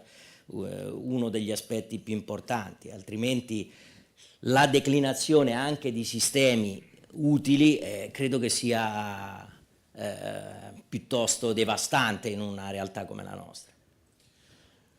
Grazie Marco, diciamo che hai dato risposte un po' evasive, no, sto prendendo in giro, per essere un sindacalista. È stato abbastanza, diciamo, l'hai toccata abbastanza forte. Io però ho un'altra domanda e vorrei toccare un tema che né Boeri né noi abbiamo toccato fino adesso, nemmeno stamattina. Io penso che in Italia sia in discussione oggi una cosa che si chiama Sharing Economy Act. Discussione, fra l'altro, abbastanza molto, molto approfondita e molto, molto lunga, molto laboriosa, fino a un punto tale che ancora non si è capito bene cosa sia sharing economy forse in Italia e si sta cercando di porre rimedio. Peraltro si parla di sharing economy a proposito di Uber, tanto per dirne una che sharing economy non è, gig economy, app economy, chiamiamola come la vogliamo. Di base però c'è l'idea che se la tecnologia cambia in modo così veloce, quando sarà pronto questo Sharing Economy Act sarà già il momento di fare qualcos'altro probabilmente. E allora mi chiedo, noi siamo qui a scervellarci, a lambicarci sulle riforme, sulle capacità, sulle regolazioni, sull'idea che comunque tutto vada in qualche modo normato, regolato, incanalato, vada a posto rimedio. Ma non è che la politica oggi, e mi rivolgo a Francesco Lucisano, ha tempi troppo lenti rispetto a quella che è l'innovazione tecnologica e che in qualche modo si debbano creare delle regole minimali, perché poi è questo quello che in altri paesi fanno, facendo in modo che, diciamo, il gioco economico si aggiusti e il gioco sociale in qualche modo si aggiusti da solo. È una domanda provocatoria la mia, però vedendo la scarsa sincronia tra politica e mutamenti economici e sociali e tecnologici mi viene da pensare che sicuramente è un tema che dobbiamo mettere sul tavolo. O meglio, è una... sì, giusto per fare un po' la provocazione, no, però è di questi giorni lo sciopero dei tassisti, Uber, eccetera. E la risposta banale è, o più comune, la soluzione è più regole a quella nuova forma di economia, più regole a questa nuova forma. Ora, prendeva in giro Reagan, quando se la prendeva con i democratici, diceva: se si muove regolalo, se si muove ancora tassalo, quando non si muove più prova con gli incentivi. Questo è un po' l'approccio che veniva criticato. Allora, non vorrei che si ritornasse su questo tipo. Allora, noi spesso ci diciamo più regole. Io credo che invece quello che serva sia un approccio non naif, non alla come può uno scoglio arginare il mare, verso quello che è la tecnologia. Bisogna cominciare a guardare, ne abbiamo discusso spesso anche con Paolo Coppa, ai portati della tecnologia e all'impatto della tecnologia sul mondo del lavoro con capacità di discernimento, accettando che ci sono alcuni effetti della tecnologia, soprattutto di quella digitale, sul modo in cui si organizza il lavoro, che in qualche modo non sono desiderabili e non vanno contrastati con più regole, ma con altro, forse con più competizione e, paradosso dei paradossi, forse anche con più sindacato. Mi spiego. Le economie, c'è uno studio interessante che magari poi ve lo posto da qualche parte, che viene da Harvard, che dimostra che il potere d'acquisto reale dei lavoratori si è abbassato di più non nei lavori esposti alla globalizzazione, ma nei lavori dove c'era un singolo grande attore forte che dettava le regole di tutto il mercato. La platform economy, Uber, detta le regole del sharing in tutto il mondo uguale sostanzialmente. Allora, pensare non a regolarlo, ma a aumentare la competizione sulle piattaforme è una misura molto più efficace e mi viene da dire, è una misura che non richiede regole, ma richiede capacità anche locale di imprenditorialità, organizzazione, capacità di pensare diverso, aggregazione e via dicendo. Ancora, si parlava di bullshit jobs. Quanto spazio di lavoro c'è per forme di organizzazione che io chiamo sindacati, ma mi viene da dire il mutuo soccorso di lavoratori, di questi nuovi bullshit job. Ci sono dei casi molto interessanti di fattorini delle piattaforme che hanno costruito con la stessa logica delle piattaforme una contropiattaforma che mette in competizione quanto mi dà Foodora per consegnare la pizza, quanto mi dà Deliveroo per consegnare la pizza, e io vado da quello. Effetto, attendere, come sono stati sindacati nel 700, nell'800, a tendere, anche le piattaforme saranno costrette a venire dietro. Allora, più che regole, più che sto leviatano, da un lato l'organizzazione dei lavoratori e dall'altro la capacità di contrastare le grandi piattaforme con altre, con i loro stessi mezzi. Per questo ci servono competenze digitali, ci servono una forte, fitta coesione sociale tra i lavoratori e tra i non lavoratori. Forse è anche più difficile questo che scrivere nuove regole, però forse è anche più efficace. Grazie mille. Io so che Guido voleva intervenire, quindi ti faccio fare un flash e dopo ritorno da Leonardi con un'altra domanda. Un grande operatore sul mercato e quindi c'è una posizione sostanzialmente monopolistica o oligopolistica. Ecco, su questo mi sembra non si sia messa abbastanza attenzione in questi anni. Cioè, la disciplina dell'antitrust sta scomparendo. Perché io mi ricordo, quando studiavo l'antitrust tanti anni fa, che mi citavano l'esempio classico, per esempio le Bells, no? Quando l'unica compagnia telefonica statunitense fu presa e disintegrata in cinque compagnie telefoniche, nacque la TNT e compagnia Bell. Noi abbiamo oggi sul mercato Google, Amazon e altre compagnie così, che rappresentano l'85, il 90% di cose. L'antitrust non si muove più.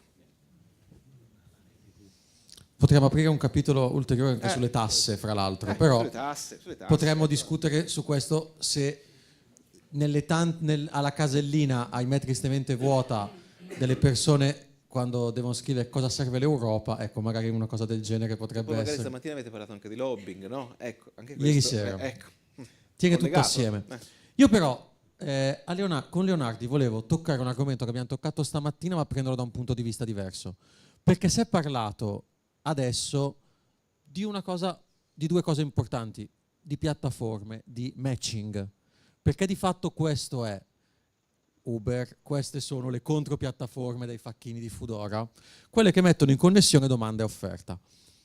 Ora, in Italia, oltre a un grosso problema di disoccupazione giovanile, abbiamo un grosso problema di mismatch tra domanda e offerta di lavoro, che rimane un po' sempre lì, appeso, cioè si dice in Italia manca il lavoro perché non cresciamo, perché poi si scopre che in questa scatola di Beveridge, così è chiamata in gergo economico, correggimi se sbaglio Marco, cioè quella che mappa che distanza c'è tra lavori che rimangono vuoti, posti di lavoro che rimangono vuoti e lavoratori disoccupati, l'Italia è uno dei paesi con il più alto tasso di mismatch, se non sbaglio, all'interno dei paesi OCSE.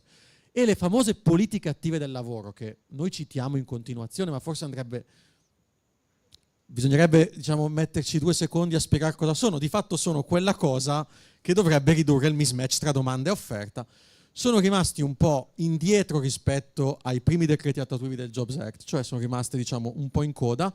Stamattina la Fornero ci raccontava come nella sua riforma riuscì a strappare la cifra ridicola da un punto di vista di politiche pubbliche di 200 milioni per sostenere le politiche attive del lavoro. Insomma, la sensazione, Marco, è che in qualche modo forse un'accelerata molto forte, uno shock e un'implementazione forte sulle politiche attive del lavoro potrebbe veramente, magari sommate a misure di sostegno alla povertà, essere un fortissimo vettore per ridurre la disoccupazione e aumentare il lavoro, soprattutto tra i più giovani che stanno facendo, quelli della mia età gli avevano detto fai scienze della comunicazione, fai lavori terziari perché saranno il futuro, poi in realtà questo non è avvenuto, è stato il futuro sì, ma a Shenzhen e a Auckland e in Silicon Valley. Ecco, volevo capire da te quanto bisogno c'è di politiche attive del lavoro in Italia e quanto a livello governativo si sta facendo a livello legislativo affinché questo diventi realtà. Sì. Fammi finire l'argomento della scorsa domanda che era sulla povertà per precisare che siccome ne avete poi parlato, noi finiremo la norma sulla povertà e i decreti attuativi conterranno già la strada verso il reddito minimo garantito, nel senso che quello è un problema di platea. La platea, noi copriamo adesso le famiglie più povere con minori, con il raddoppio ne serviremo di più, con ulteriori fondi arriveremo fino a coprire tutti quelli sotto 8.000 di ISEE, quindi non solo le famiglie con i minori, ma tutti quanti. Quindi questa è la strada verso il reddito minimo garantito con risorse crescenti, ma senza un regalo a chi appunto ha un ISEE più alto, senza un regalo a chi non lo merita. Quindi questo era per concludere il ragionamento sulla povertà, che comunque è una delle cose principali. Per arrivare alla tua domanda di adesso, il mismatch lo dividerei in due. Il mismatch più importante è quello che riguarda i giovani, cioè i giovani laureati e i giovani diplomati, e che è anche la ragione principale per cui l'Italia ha il triste primato della disoccupazione giovanile. Aggiungo anche che il Jobs Act ha fatto poco per la disoccupazione giovanile, lo dico con amarezza, ma sapendo che era previsto, nel senso che noi sappiamo che un contratto a tutele crescenti, incentivato per tutti alla stessa maniera, con le stesse regole e gli stessi incentivi economici per tutti, avrebbe dato, le aziende avrebbero preferito stabilizzare o assumere con incentivi economici persone già formate, non dei ragazzi che non avevano mai visto prima d'ora. E infatti così hanno fatto. Quindi non era una novità, che non è stata una sorpresa che non siamo riusciti a ridurre drasticamente la disoccupazione giovanile. Siamo riusciti ad aumentare drasticamente i numeri di posti di lavoro, perché non c'è un paese al mondo che cresce allo zero, adesso finalmente fino all'1%, ma sempre cresce a livelli bassissimi e fa 600.000 posti di lavoro in più in un anno e mezzo, ma i lavori per i giovani non sono cresciuti. Allora, cos'è il mismatch per i giovani? Il mismatch per i giovani vuol dire che se quando tu finisci la scuola e l'università non hai mai avuto un'esperienza di lavoro, quando finisci di studiare solo a quel momento inizi a cercare un posto di lavoro, la implicazione di questo comportamento, che per noi è tradizione, è cultura quasi, cioè che prima studi, poi ti fermi, quando hai finito inizi a cercare un posto di lavoro, la conseguenza è che passano 14 mesi prima che tu trovi un posto di lavoro qualunque. E quindi non è neanche una gran sorpresa che in Italia la disoccupazione giovanile sia così alta, tradizionalmente così alta, anche quando avevamo dei tassi di disoccupazione più bassi. Guarda che noi abbiamo avuto negli anni, primi degli anni 2000, avevamo un tasso di disoccupazione molto vicino a quello della Germania, ma la distanza tra i giovani era sempre siderale. La Germania adesso ha bassi tassi di disoccupazione sia dei giovani che degli anziani. Noi invece abbiamo sempre una distanza molto elevata tra i giovani con grande disoccupazione e gli adulti con meno, perché noi abbiamo questa difficoltà. In parte l'Uccisano ha avuto anche un ruolo importante, perché una delle cose più importanti che abbiamo fatto è l'alternanza obbligatoria. È vero che non trovi lavoro con l'alternanza, ma l'idea è che tu devi costruire un sistema duale. Cioè duale vuol dire che mentre studi inizi a frequentare il mondo del lavoro, in modo che non è che tu ti fermi e inizi a cercare il posto di lavoro una volta che hai finito di studiare, per cui passa un anno e mezzo, 2 anni. Per cui ovviamente quando ti fotografano sei nella lunghissima transizione tra scuola e lavoro e ti fotografano disoccupato. Ecco, l'alternanza, l'apprendistato duale, la formazione professionale regionale per i giovani e non regionale, e gli ITS, che sono la formazione secondaria, sono tutta una filiera di cui ci siamo molto interessati e ci stiamo interessando, con fondi e nuove regole, però noi siamo sempre stati in ritardo su questo. Questo per dire che il mismatch vuol dire per i giovani la lunga transizione tra scuola e lavoro. Quindi su questo ci siamo dati da fare con l'alternanza obbligatoria, adesso con il tutor in ogni scuola, cioè l'Agenzia Nazionale del Lavoro. Anche questa è una politica attiva, la possiamo vedere come una politica attiva di inserimento nel mondo del lavoro. L'Agenzia Nazionale farà una cosa importante, cioè su tutto il territorio nazionale, anzi vi annuncio che il 1° dovrebbe esserci un evento con il Presidente del Consiglio e il Presidente del Conte sul 1° è anche il giorno del lancio ufficiale dell'assegno di ricollocazione, che è per gli adulti piuttosto che per i giovani, ma ci sarà comunque un evento lancio che dice: guardate che l'Italia ha provato e proviamo, ci stiamo impegnando per cambiare culturalmente il modo in cui affrontiamo i problemi del lavoro, cioè passando da politiche passive a politiche attive. Per i giovani con l'alternanza, l'apprendistato duale, che hanno avuto dei successi importanti, e poi dopo qualifico anche quali sono state le difficoltà, e per i meno giovani con la ricollocazione, quindi l'assegno di ricollocazione che tocca a tutti quelli che, avendo già lavorato, sono rimasti licenziati e dopo 4 mesi di sussidio non hanno trovato un posto di lavoro, hanno diritto a questo assegno di ricollocazione. Noi ci stiamo spostando verso di lì. La Fornero ha detto bene, non ci hanno mai dato nessun fondo, ebbene quest'anno qualche fondo in più ce l'abbiamo, ma soprattutto abbiamo messo su un intero decreto, del 150 sulle politiche attive con delle regole molto stringenti e uno strumento nazionale che è l'assegno di ricollocazione. Qual è la difficoltà? Sia per quanto riguarda l'apprendistato duale, la formazione professionale regionale, quindi per i più giovani, le politiche attive di inserimento per i più giovani, la transizione scuola-lavoro, sia per quanto riguarda l'assegno di ricollocazione, che è la politica di attiva per i meno giovani, la ricollocazione per disoccupati meno giovani. La difficoltà sta anche qui tradizionalmente in un rapporto imperfetto tra Stato e Regioni, diciamocela così. La riforma costituzionale ha provato a cambiare il titolo quinto e quindi a spostare le competenze. Adesso il referendum è finito, le competenze sono rimaste in mano alle regioni, ma voi capite che sull'apprendistato duale, sulla formazione professionale per i giovani, la competenza è regionale. Molte regioni non attuano questa competenza, non ce l'hanno proprio l'apprendistato duale, non ce l'hanno nonostante ci siano dei fondi statali a disposizione.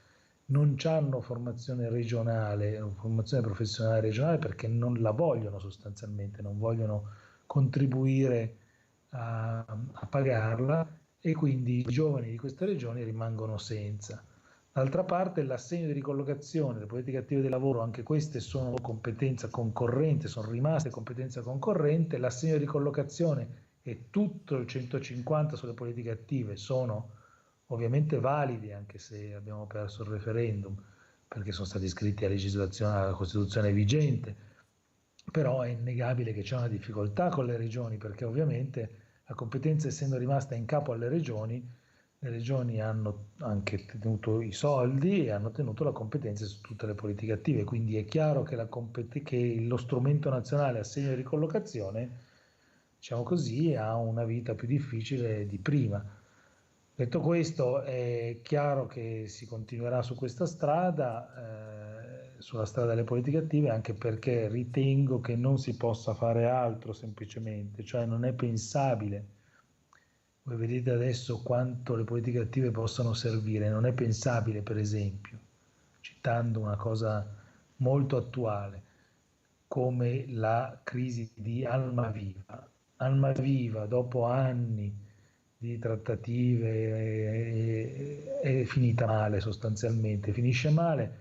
Che cosa facciamo? Possiamo rinnovare all'infinito una cassa integrazione senza che vi sia uno sbocco chiaro per un'azienda che in un settore in cui tutti sanno che chiaramente ci deve essere una ristrutturazione di fondo?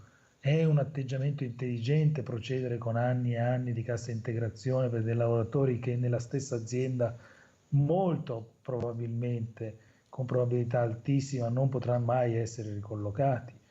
No, è molto meglio fare come abbiamo fatto, provare dei nuovi strumenti, come per esempio un assegno di ricollocazione che dà anche parecchi soldi, sempre meno di quelli che costava una cassa integrazione per diversi anni, però dà parecchi soldi con uno scopo diverso, cioè ti do molti soldi per ogni lavoratore che tu ricollochi da Almaviva a un'altra azienda. Questa è una spesa pubblica di denaro pubblico più intelligente, ma questa è anche una rivoluzione culturale per l'Italia, che invece è abituata a chiedere casse integrazioni sempre più lunghe e invece poco abituato a scommettere sul fatto che comunque un lavoratore che ha lavorato ad Almaviva da qualche altra parte si potrà pure trovare un altro posto di lavoro, ovviamente con un aiuto doveroso da parte dello Stato e anche con dei fondi a disposizione molto generosi da parte dello Stato. Grazie mille Marco.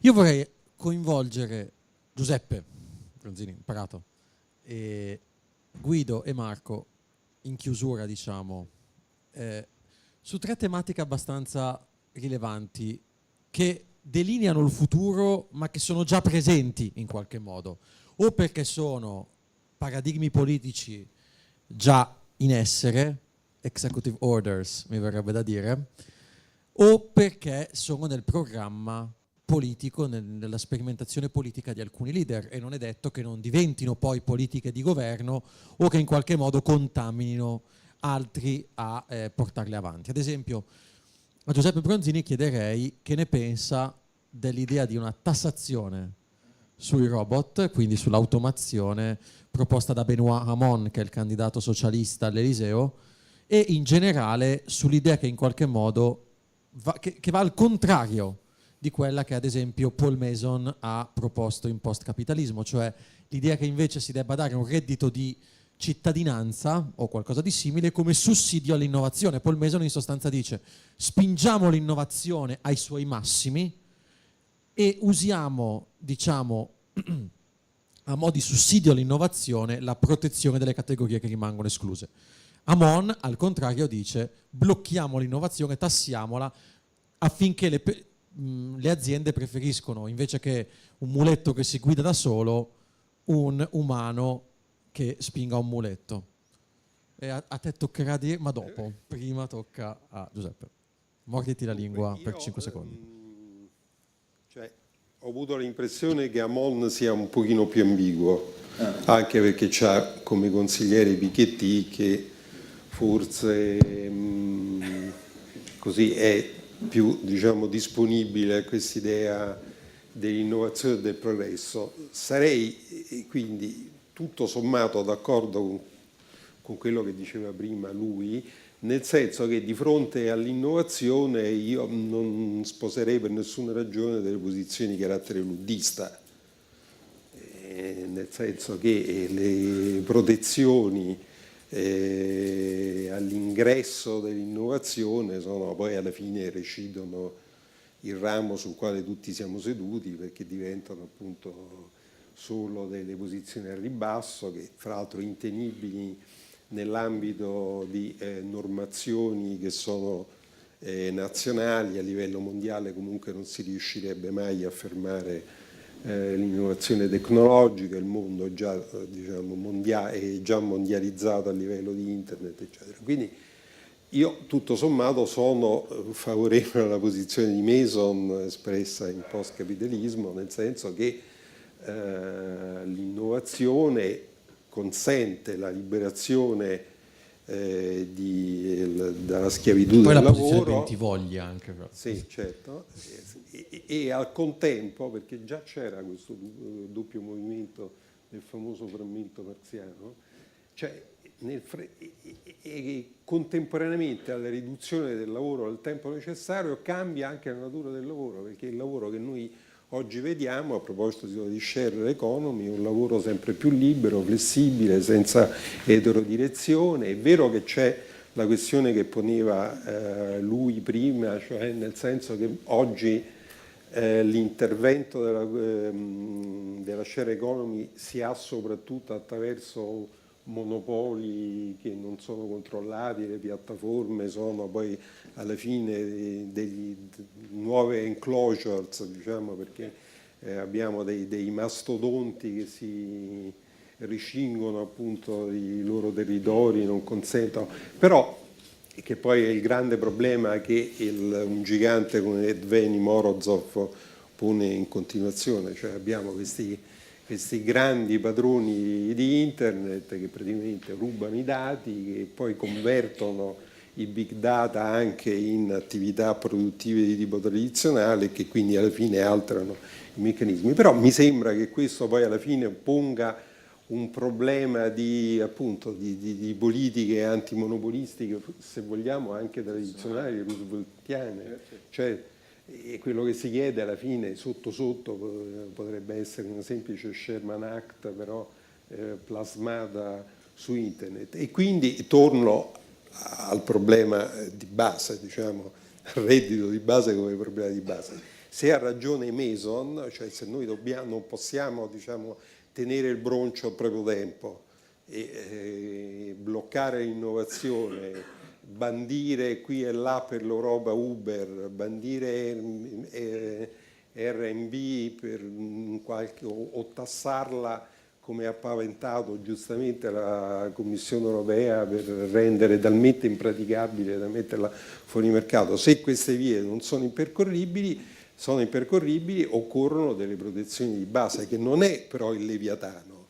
Vuol dire dare alle persone il modo appunto di sviluppare la loro creatività, muoversi in un mercato che non è più quello tradizionale, e da questo, e concludo, c'è il problema di che cosa vuol dire in questo contesto così radicalmente mutato la formazione, perché diciamo all'alba quando vennero concepite le politiche attive in Europa, i paesi più avanzati, tipo gli inarrivabili stati scandinavi, concepivano le politiche attive non come un addestramento, come sistemi, diciamo, di coercizione al lavoro, ma come la possibilità di dare un bagaglio di base.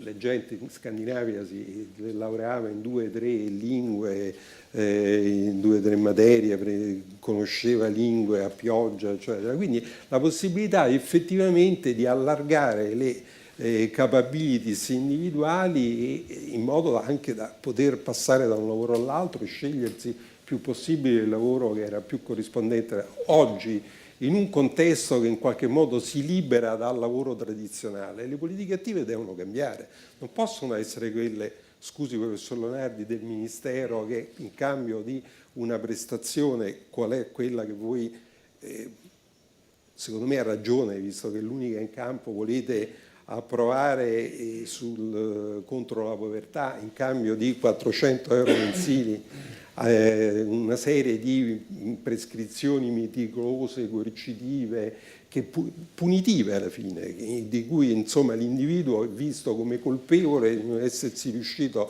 a trovare un posto di lavoro, e non viene vista invece la società come colpevole di non avere, eppure è la Costituzione che è basata sul lavoro, trovato un'occupazione decente per tutti i suoi cittadini. Allora le politiche attive non possono essere queste, e del resto lo ha già detto Boveri in numerosi articoli sulla Repubblica: le politiche attive in Italia non servono a niente perché sono dispendiosissime, 8 miliardi, e secondo alcune statistiche sono nell'ordine di poche centinaia i posti che concretamente sono di lavoro vero, che sono stati concretamente trovati. Molto meglio distribuire alle persone il reddito, visto che il reddito manca, e poi io contesto che non ci siano quel numero di poveri che si dice, perché il numero di poveri, di soggetti a esclusione sociale, non sono 5 milioni, quelli sono i poveri assoluti. I poveri relativi, al di sotto degli 8.000 euro lordi annui, sono dell'ordine del 23% della popolazione italiana, e il 26% delle famiglie ha problemi di esclusione sociale. Quindi in un contesto che da un lato è molto più innovativo, molto più discontinuo, rivoluzione permanente, dall'altra in una situazione in cui c'è questa povertà diffusa, le politiche attive devono diventare qualcosa che apre alla creatività e alla libertà delle persone, non può diventare quello che uffici di collocamento, oggi si chiamano in modo diverso, che sono in sostanza dei grandi facitori di carta e mezzo carta, perché non hanno nessun addestramento nel trovare un lavoro, che oggi è un bene piuttosto scarso nel decidere le biografie professionali delle persone, quindi non sono questi strumenti. Recuperiamo delle occasioni formative che non possono essere quasi per definizione che scelte dal soggetto, cioè il soggetto forse non deve essere inattivo, ma deve trovarsi lui il modo per approfondire la propria partecipazione alla vita produttiva del paese a cui appartiene. Un tweet di ma io, sì. Aspetta, un attimo Leonardi. Attive, no, perché c'è un dibattito che è importante. le politiche attive come le abbiamo per la prima volta in Italia adeguate a un sistema europeo funzionano così: io do a un disoccupato un assegno che può arrivare fino a 5.000 euro e poi è lui che decide dove spenderlo, e questo assegno non lo intasca lui, lo intasca solo chi gli trova il posto di lavoro, quando gli trova il posto di lavoro dopo 6 mesi che ha trovato un posto di lavoro. Quindi non è che non c'è la libera scelta, c'è la libera scelta dell'individuo. Poi non capisco quali sono le cose vessatorie per cui le politiche attive costringerebbero gli individui a che cosa? Da nessuna parte. O gli chiedo l'ISEE quando ero povero, glielo devo chiedere, perché altrimenti diamo i soldi per nulla. E quindi questo mi sembra normale, e questo stiamo facendo, non stiamo facendo nessuna vessazione. Le domande di cui parlava Guerri sulla povertà, anche lì è un saggio sbagliato, perché non c'era nessuna burocrazia, semplicemente c'erano meno soldi quello che erano sufficienti, quindi c'era una classifica che noi davamo i soldi purtroppo solo ai più poveri tra i poveri, perché non avendone abbastanza per coprire tutti abbiamo dovuto limitare le prestazioni. Però non è questo il problema, non possiamo dire che adesso non servono le politiche attive, oppure possiamo dire che non sono affatto d'accordo.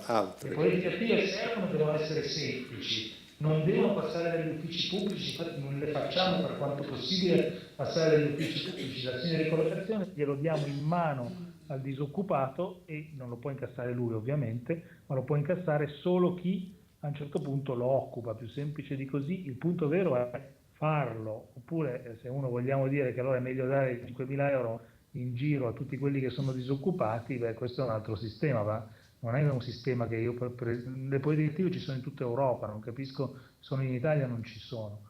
Noi le abbiamo fatte il più semplice possibile, il più innovativo possibile, adesso sarà di farle funzionare, non di distruggerle ancora prima che inizino. Lucisano penso che volesse aggiungere qualcosa. Ma proprio con un tweet alla domanda, cioè attenzione a non dimenticarci le basi. Tu dici come si fa a restituire valore al lavoro, o tassando i robot o con un reddito minimo. Una piccola cosa, ma detassare il lavoro no, perché è ancora un grosso pezzo, cioè, quindi giusto questo, cioè, non è stato fatto. È stato fatto sul margine, male, con dei premi e sul margine. Allora c'è uno spazio, diciamo, di reddito, di introito fiscale IRPEF enorme.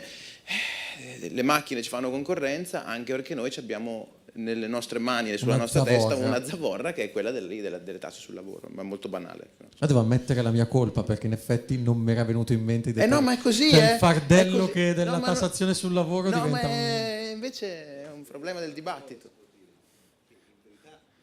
L'ultima finanziaria si è fatto esattamente il contrario, perché il lavoro lo continuiamo a tassare ugualmente, mentre invece abbiamo fatto la superammortamento delle macchine 250%, quindi abbiamo fatto un ulteriore investimento, cioè la tassazione delle macchine, e il lavoro come sempre rimane negletto. È così.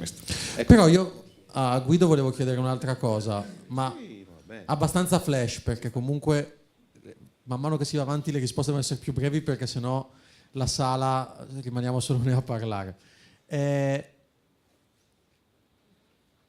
C'è un altro tema, un'altra politica attiva del lavoro che sta venendo, diciamo, alla luce in questi giorni, è quella di dire: se una cosa viene fatta in America si può vendere, se non viene fatta in America ha lì sì, delle vessazioni, delle tariffe e delle barriere all'ingresso molto alte, perché si vuole proteggere il lavoro in America in questo modo.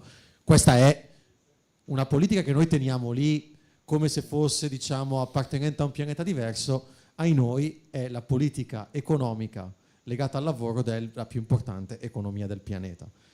Quanto questa cosa che noi teniamo fuori, che non è entrata quasi mai, tra l'altro, nei radar del nostro paese, oggi può diventare, diciamo, un motore concreto per cui a effetto domino ci ritroveremo veramente a far politica del lavoro alzando le tariffe, e quanto questo può essere un beneficio o un danno per la nostra economia e per il nostro lavoro. Allora, per quanto riguarda gli Stati Uniti, credo che produrrà pochissimi effetti, perché potrà esserci anche il reshoring di un po' di attività, ma non sia la crescita dell'occupazione, perché il reshoring vuol dire che faccio investimenti in macchine e conseguentemente la crescita dell'occupazione sarà bassissima. Probabilmente se faccio una fabbrica a Messico prendo 1000 persone, se la faccio a Detroit ne prendono 3. quindi non ha effetto. Io in verità sulla storia della relazione fra l'Europa e il resto avevo una mia teoria, anzi mi ricordo la dissi addirittura alla prima Leopolda, dove io dicevo questo così, cioè se ci sono delle regole che devono essere rispettate all'interno dell'Europa, mi aspetto che le merci che vengono portate all'interno dell'Europa, come c'è la marchiatura CE, dovrebbe esserci una marchiatura CE anche per quanto riguarda il lavoro, cioè ci deve essere un minimo di garanzie che dovrebbe essere comune a tutti. Il lavoro minorile, lo straordinario, ora guardiamo che ora anche le cose in Cina sono cambiate, no? Però quando si aprirono le frontiere nel 90 e qualcosa, in Cina non c'erano regole. Quindi le merci costavano infinitamente meno perché non si rispettavano le norme basi. Però si rispettavano le norme SCE, no? Quindi magari sul cavetto elettrico c'erano delle norme, se non potevi importare. Lavoro, niente. Quindi secondo me questo è un fatto che io continuo a ritenere che... Prima o poi la goccia sulla roccia scava. La goccia sulla roccia scava alla fine. Quindi secondo me c'è cosa. Posso dire un'ultima cosa sulle riforme e il Jobs Act? Allora, siccome sono stato parte attiva a un certo punto su questa roba, io ho sempre detto facciamo le politiche attive, facciamole funzionare e poi ritocchiamo un'altra volta la Fornero, perché secondo me la Fornero aveva raggiunto, salvo qualche problemino, aveva raggiunto secondo me un equilibrio molto valido alla fine, no? C'era qualche problema tecnico, lo sappiamo noi, ma insomma funzionava abbastanza, meglio del Jobs Act, mentre invece le politiche attive non c'erano. Le politiche sono dal 1977 se ne sente parlare, no? E poi non sono mai state applicate. Quindi la mia proposta a Renzi fu facciamo le politiche attive, vediamo se funzionano e poi mettiamo mano anche alle norme sulla tutela. La risposta fu, ma così almeno l'articolo 18 lo levo nel 2050, però preferivo tenermi la tutela dell'articolo 50 fin quando le politiche attive non funzionavano. Ecco, questo qui secondo me è un punto fondamentale, anche perché i meccanismi ritorno a quello che dicevo prima, i meccanismi delle sanzioni sul licenziamento ha avuto solo un aspetto, una valutazione di tipo economico, non sociale, e questo è il grande errore che ci troveremo nei prossimi anni. Per ora la situazione è stata salvata solo e esclusivamente con gli incentivi del 2015. Senza incentivi del 2015 oggi non si stava a parlare di questi dati di disoccupazione, se ne parlava di altri. E voglio vedere quando finiranno i 3 anni di incentivazione cosa succede. Quindi secondo me stiamo vivendo ancora, io guarda, sono stato uno dei primi a definirla proprio cocaina. Noi abbiamo dato una bella dose di cocaina al mercato del lavoro. Molto costosa, perché 18 miliardi. Tant'è vero che anche parlando con altri consulenti del governo ho detto ma se quei 18 miliardi si fossero spesi per abbassare il tasso cioè il cuneo fiscale sul lavoro a tempo indeterminato e magari alzarlo ancora una volta sul tempo indeterminato, probabilmente si sarebbe fatto un miglior lavoro. Marco Bentivogli, ultima domanda mia, poi se ci sono domande dal pubblico ovviamente sono ben accette. Di tutto quello che abbiamo parlato, ci siamo dimenticati di qualcosa? Qual è un rischio, una tendenza, un qualcosa che tu vedi accadere nelle fabbriche che in qualche modo è fuori dai radar del dibattito pubblico e ti piacerebbe che entrasse nel dibattito pubblico? Ma oddio, credo che intanto le fabbriche sono integralmente fuori dal dibattito politico e pubblico, per cui no. 1-0 per te, al netto delle fabbriche. Insomma, anche perché la narrazione dei tuoi colleghi, escluso appunto i presenti, è stata sempre di una fabbrica ideale o infernale, soprattutto. È molto bello quel libro di Lupo, di Giuseppe Lupo, sulla fabbrica di carta, che fa vedere quest'idea della fabbrica infernale, che in realtà è una cosa molto per i radical chic, il lavoro è un'altra cosa, la fabbrica moderna è proprio un'altra cosa.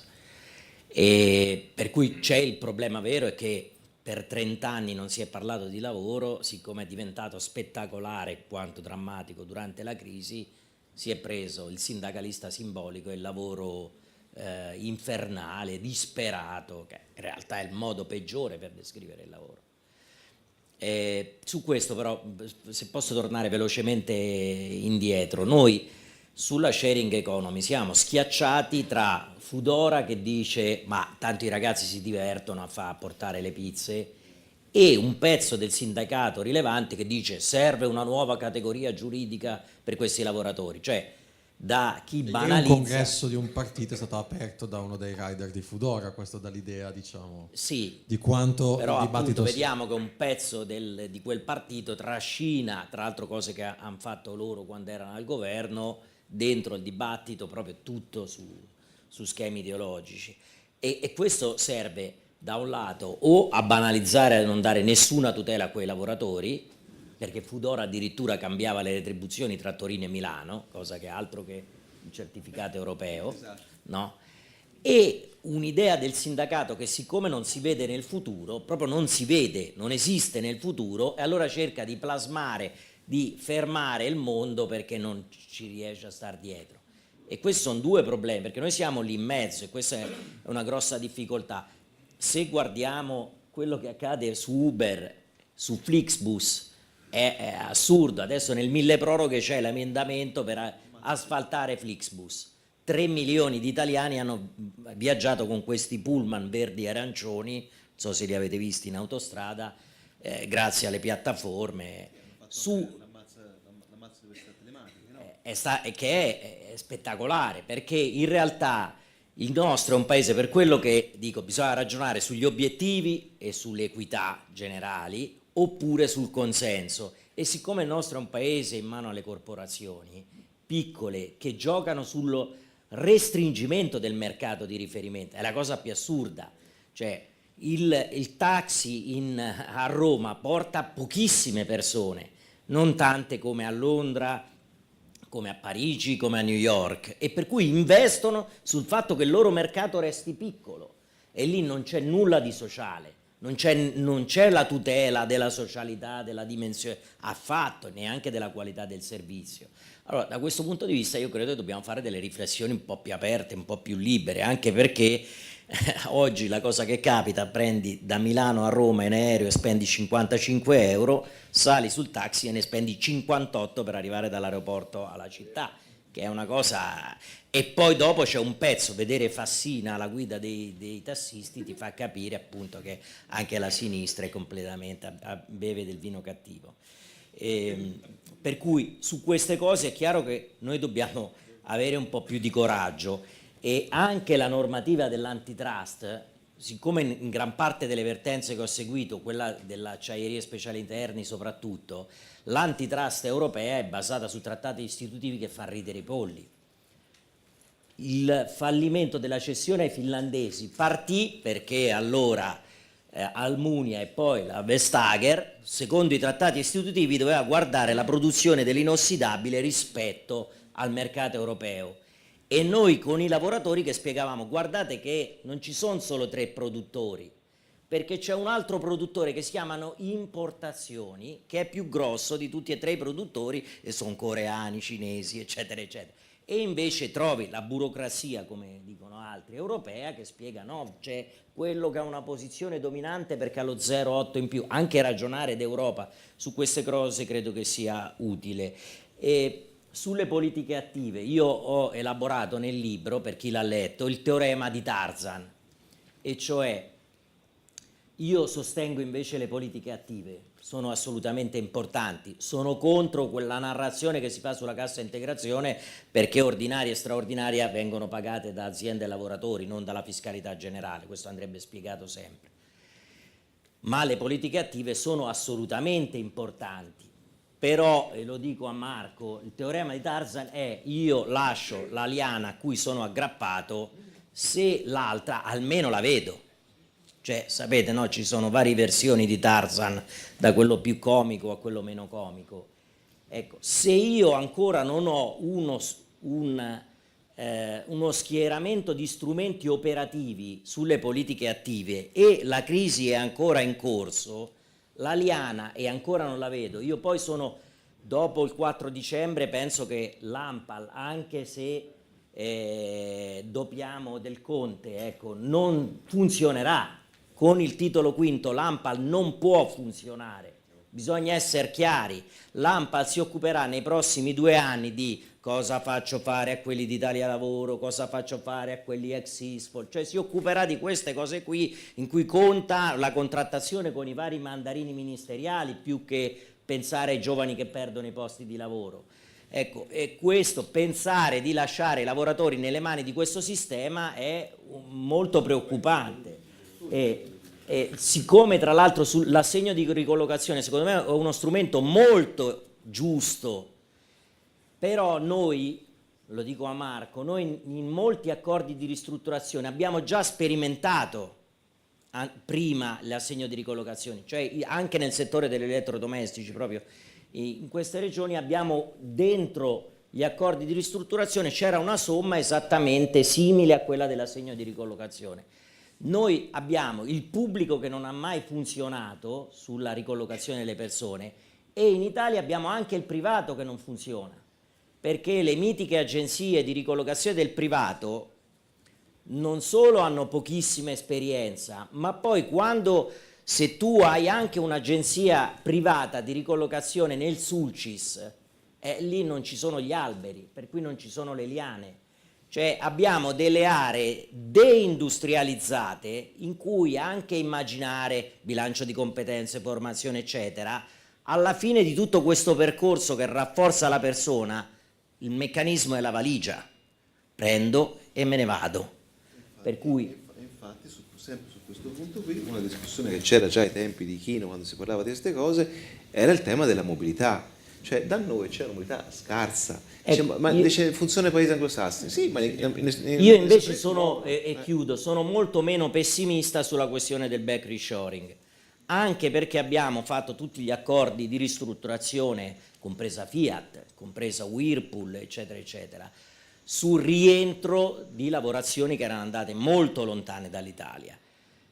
E io penso, io su questo la penso come la Merkel, se noi in Italia abbiamo Stagliano, Iacona che mettono insieme i catastrofisti sull'Industry 4.0, in Germania dicono faremo 400.000 posti di lavoro in più. Perché? Perché c'è anche un approccio diverso. Mi misuro e anticipo il cambiamento oppure inizio a fare questa narrazione catastrofista per difendermi dal futuro. E questo credo che sia qualificante rispetto all'approccio. Noi siamo ipertitubanti su tutte quelle che sono le nostre novità con cui avremo a che fare, non è che lo decideremo. Industry 4.0 non sarà un'opzione possibile dal manifatturiero. È vero quello che dicevi sui futurologi, ma abbiamo già gli stabilimenti che stanno lavorando su queste cose. Sarà come si produrrà. E allora la scelta è anticipare, ragionare. Noi abbiamo una cosa che va assolutamente copiata dalla Germania, che è il Fraunhofer Institute, e per cui avere un perno sul che sovrintende e governa la ricerca, la formazione e il sistema duale tedesco. E se becchiamo, io anche per quello che ho sempre votato a sinistra, la narrazione della sinistra italiana non funziona, perché su queste cose scatta il meccanismo investimenti pubblici.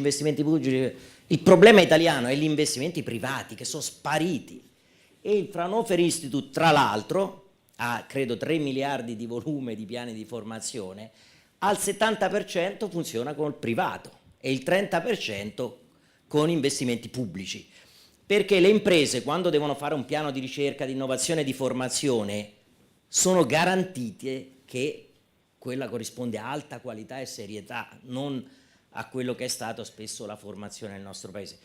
Proprio per questo io credo che il contratto che abbiamo firmato a novembre nei metalmeccanici abbia un elemento di grande forza che molti hanno sorvolato, è il diritto soggettivo alla formazione. Cioè, se anche l'azienda, finito il tempo, non fa formazione, io ho il diritto di scegliermi il luogo, avere il budget e avere i permessi per poterla svolgere. E questo nella cultura anche aziendale io credo cambierà tantissimo, sarà una seconda puntata del 73 con le 150 ore, in questo caso digitali. Ecco.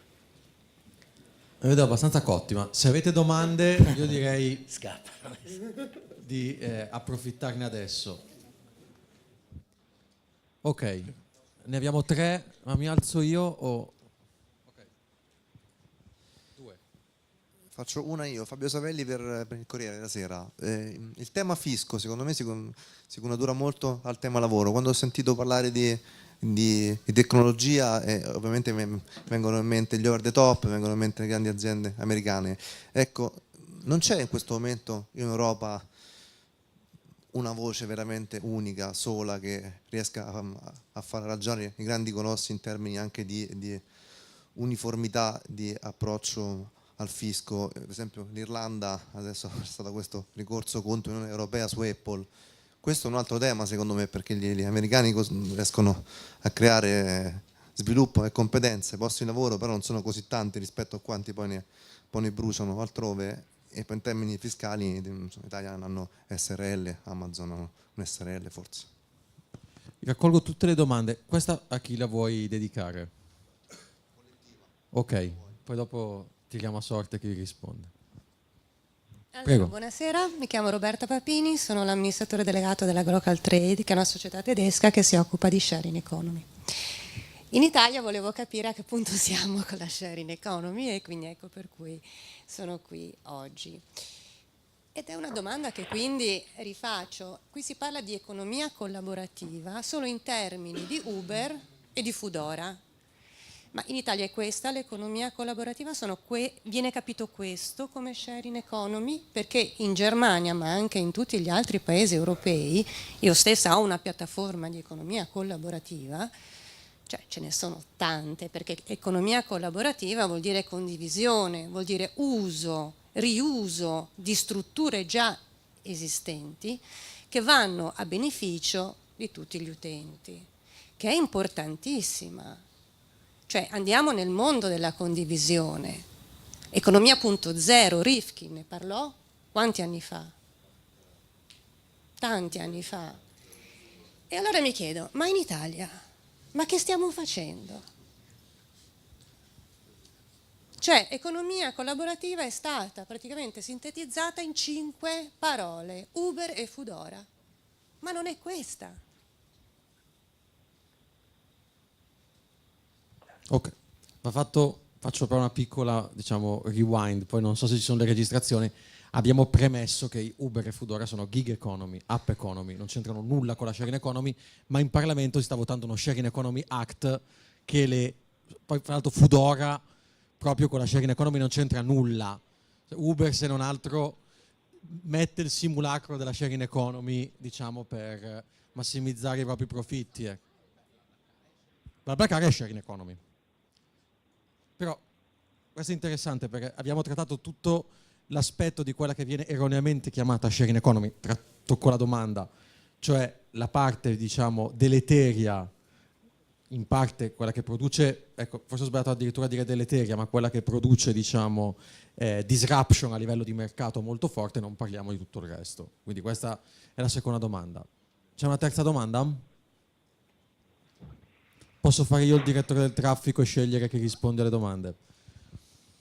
Sulla prima domanda, sulla fiscalità, sinceramente non lo so, ma Guido, te la senti? Marco? Visto che se abbiamo diciamo, qualcuno che lavora a contatto col governo.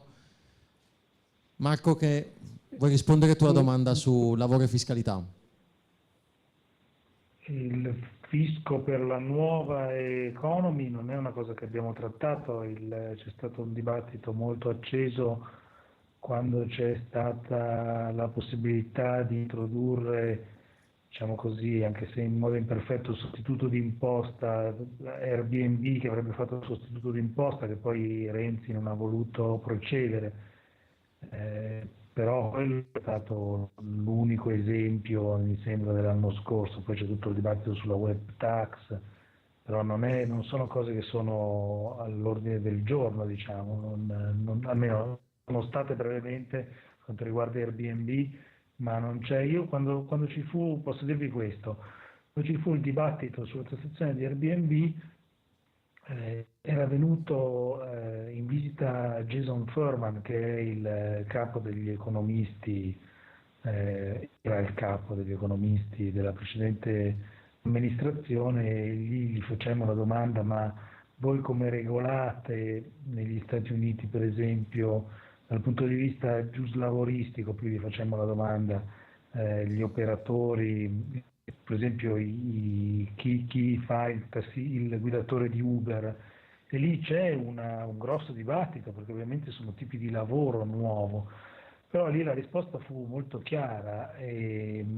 la risposta fu non sappiamo esattamente ancora cosa sia opportuno fare, quindi a livello federale decidiamo di non fare nulla. Sono le città che pensano di volta in volta a regolare, quindi Airbnb è regolato in città diverse in modo diverso, Uber anche, quindi questa fu la risposta. E devo dire la verità che adesso io non posso neanche dire se ero a favore o contro, ma io sarei stato anche a favore per semplicità nell'utilizzo di Airbnb di renderlo un sostituto di imposta, però è chiaro che c'è un desiderio del Parlamento, dei governi magari di overlegificare, e siccome in questo campo della nuova economia non mi sembra che sappiamo ancora esattamente che cosa dobbiamo fare, è opportuno che magari invece di correre a fare subito delle leggi che poi diventano vincolanti per tutti, magari cerchiamo di capire esattamente dove si sta andando e che cosa sia opportuno fare, perché poi dopo è troppo facile dire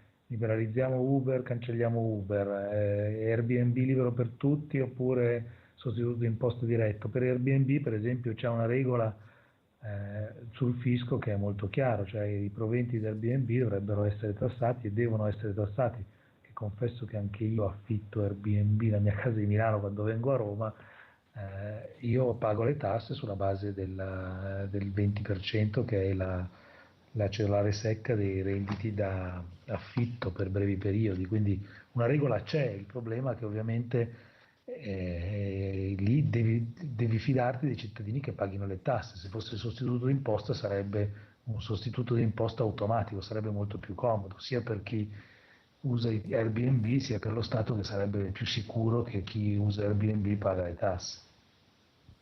Io ringrazio Marco Leonardi, ringrazio e chiedo un applauso per lui, per Francesco Lucisano, per Giuseppe Bronzini, per Guido Ferradini, per Marco Bentivogli, e visto che non ci sono padroni di casa, ringrazio tutti voi. Ecco Renato, vuoi venire a chiosare ufficialmente sul Future Forum? E ovviamente ringrazio tutti voi perché direi che avete avuto un livello di attenzione e di partecipazione veramente ammirevole. Grazie a tutti. Grazie davvero a tutti e a presto, allora arrivederci.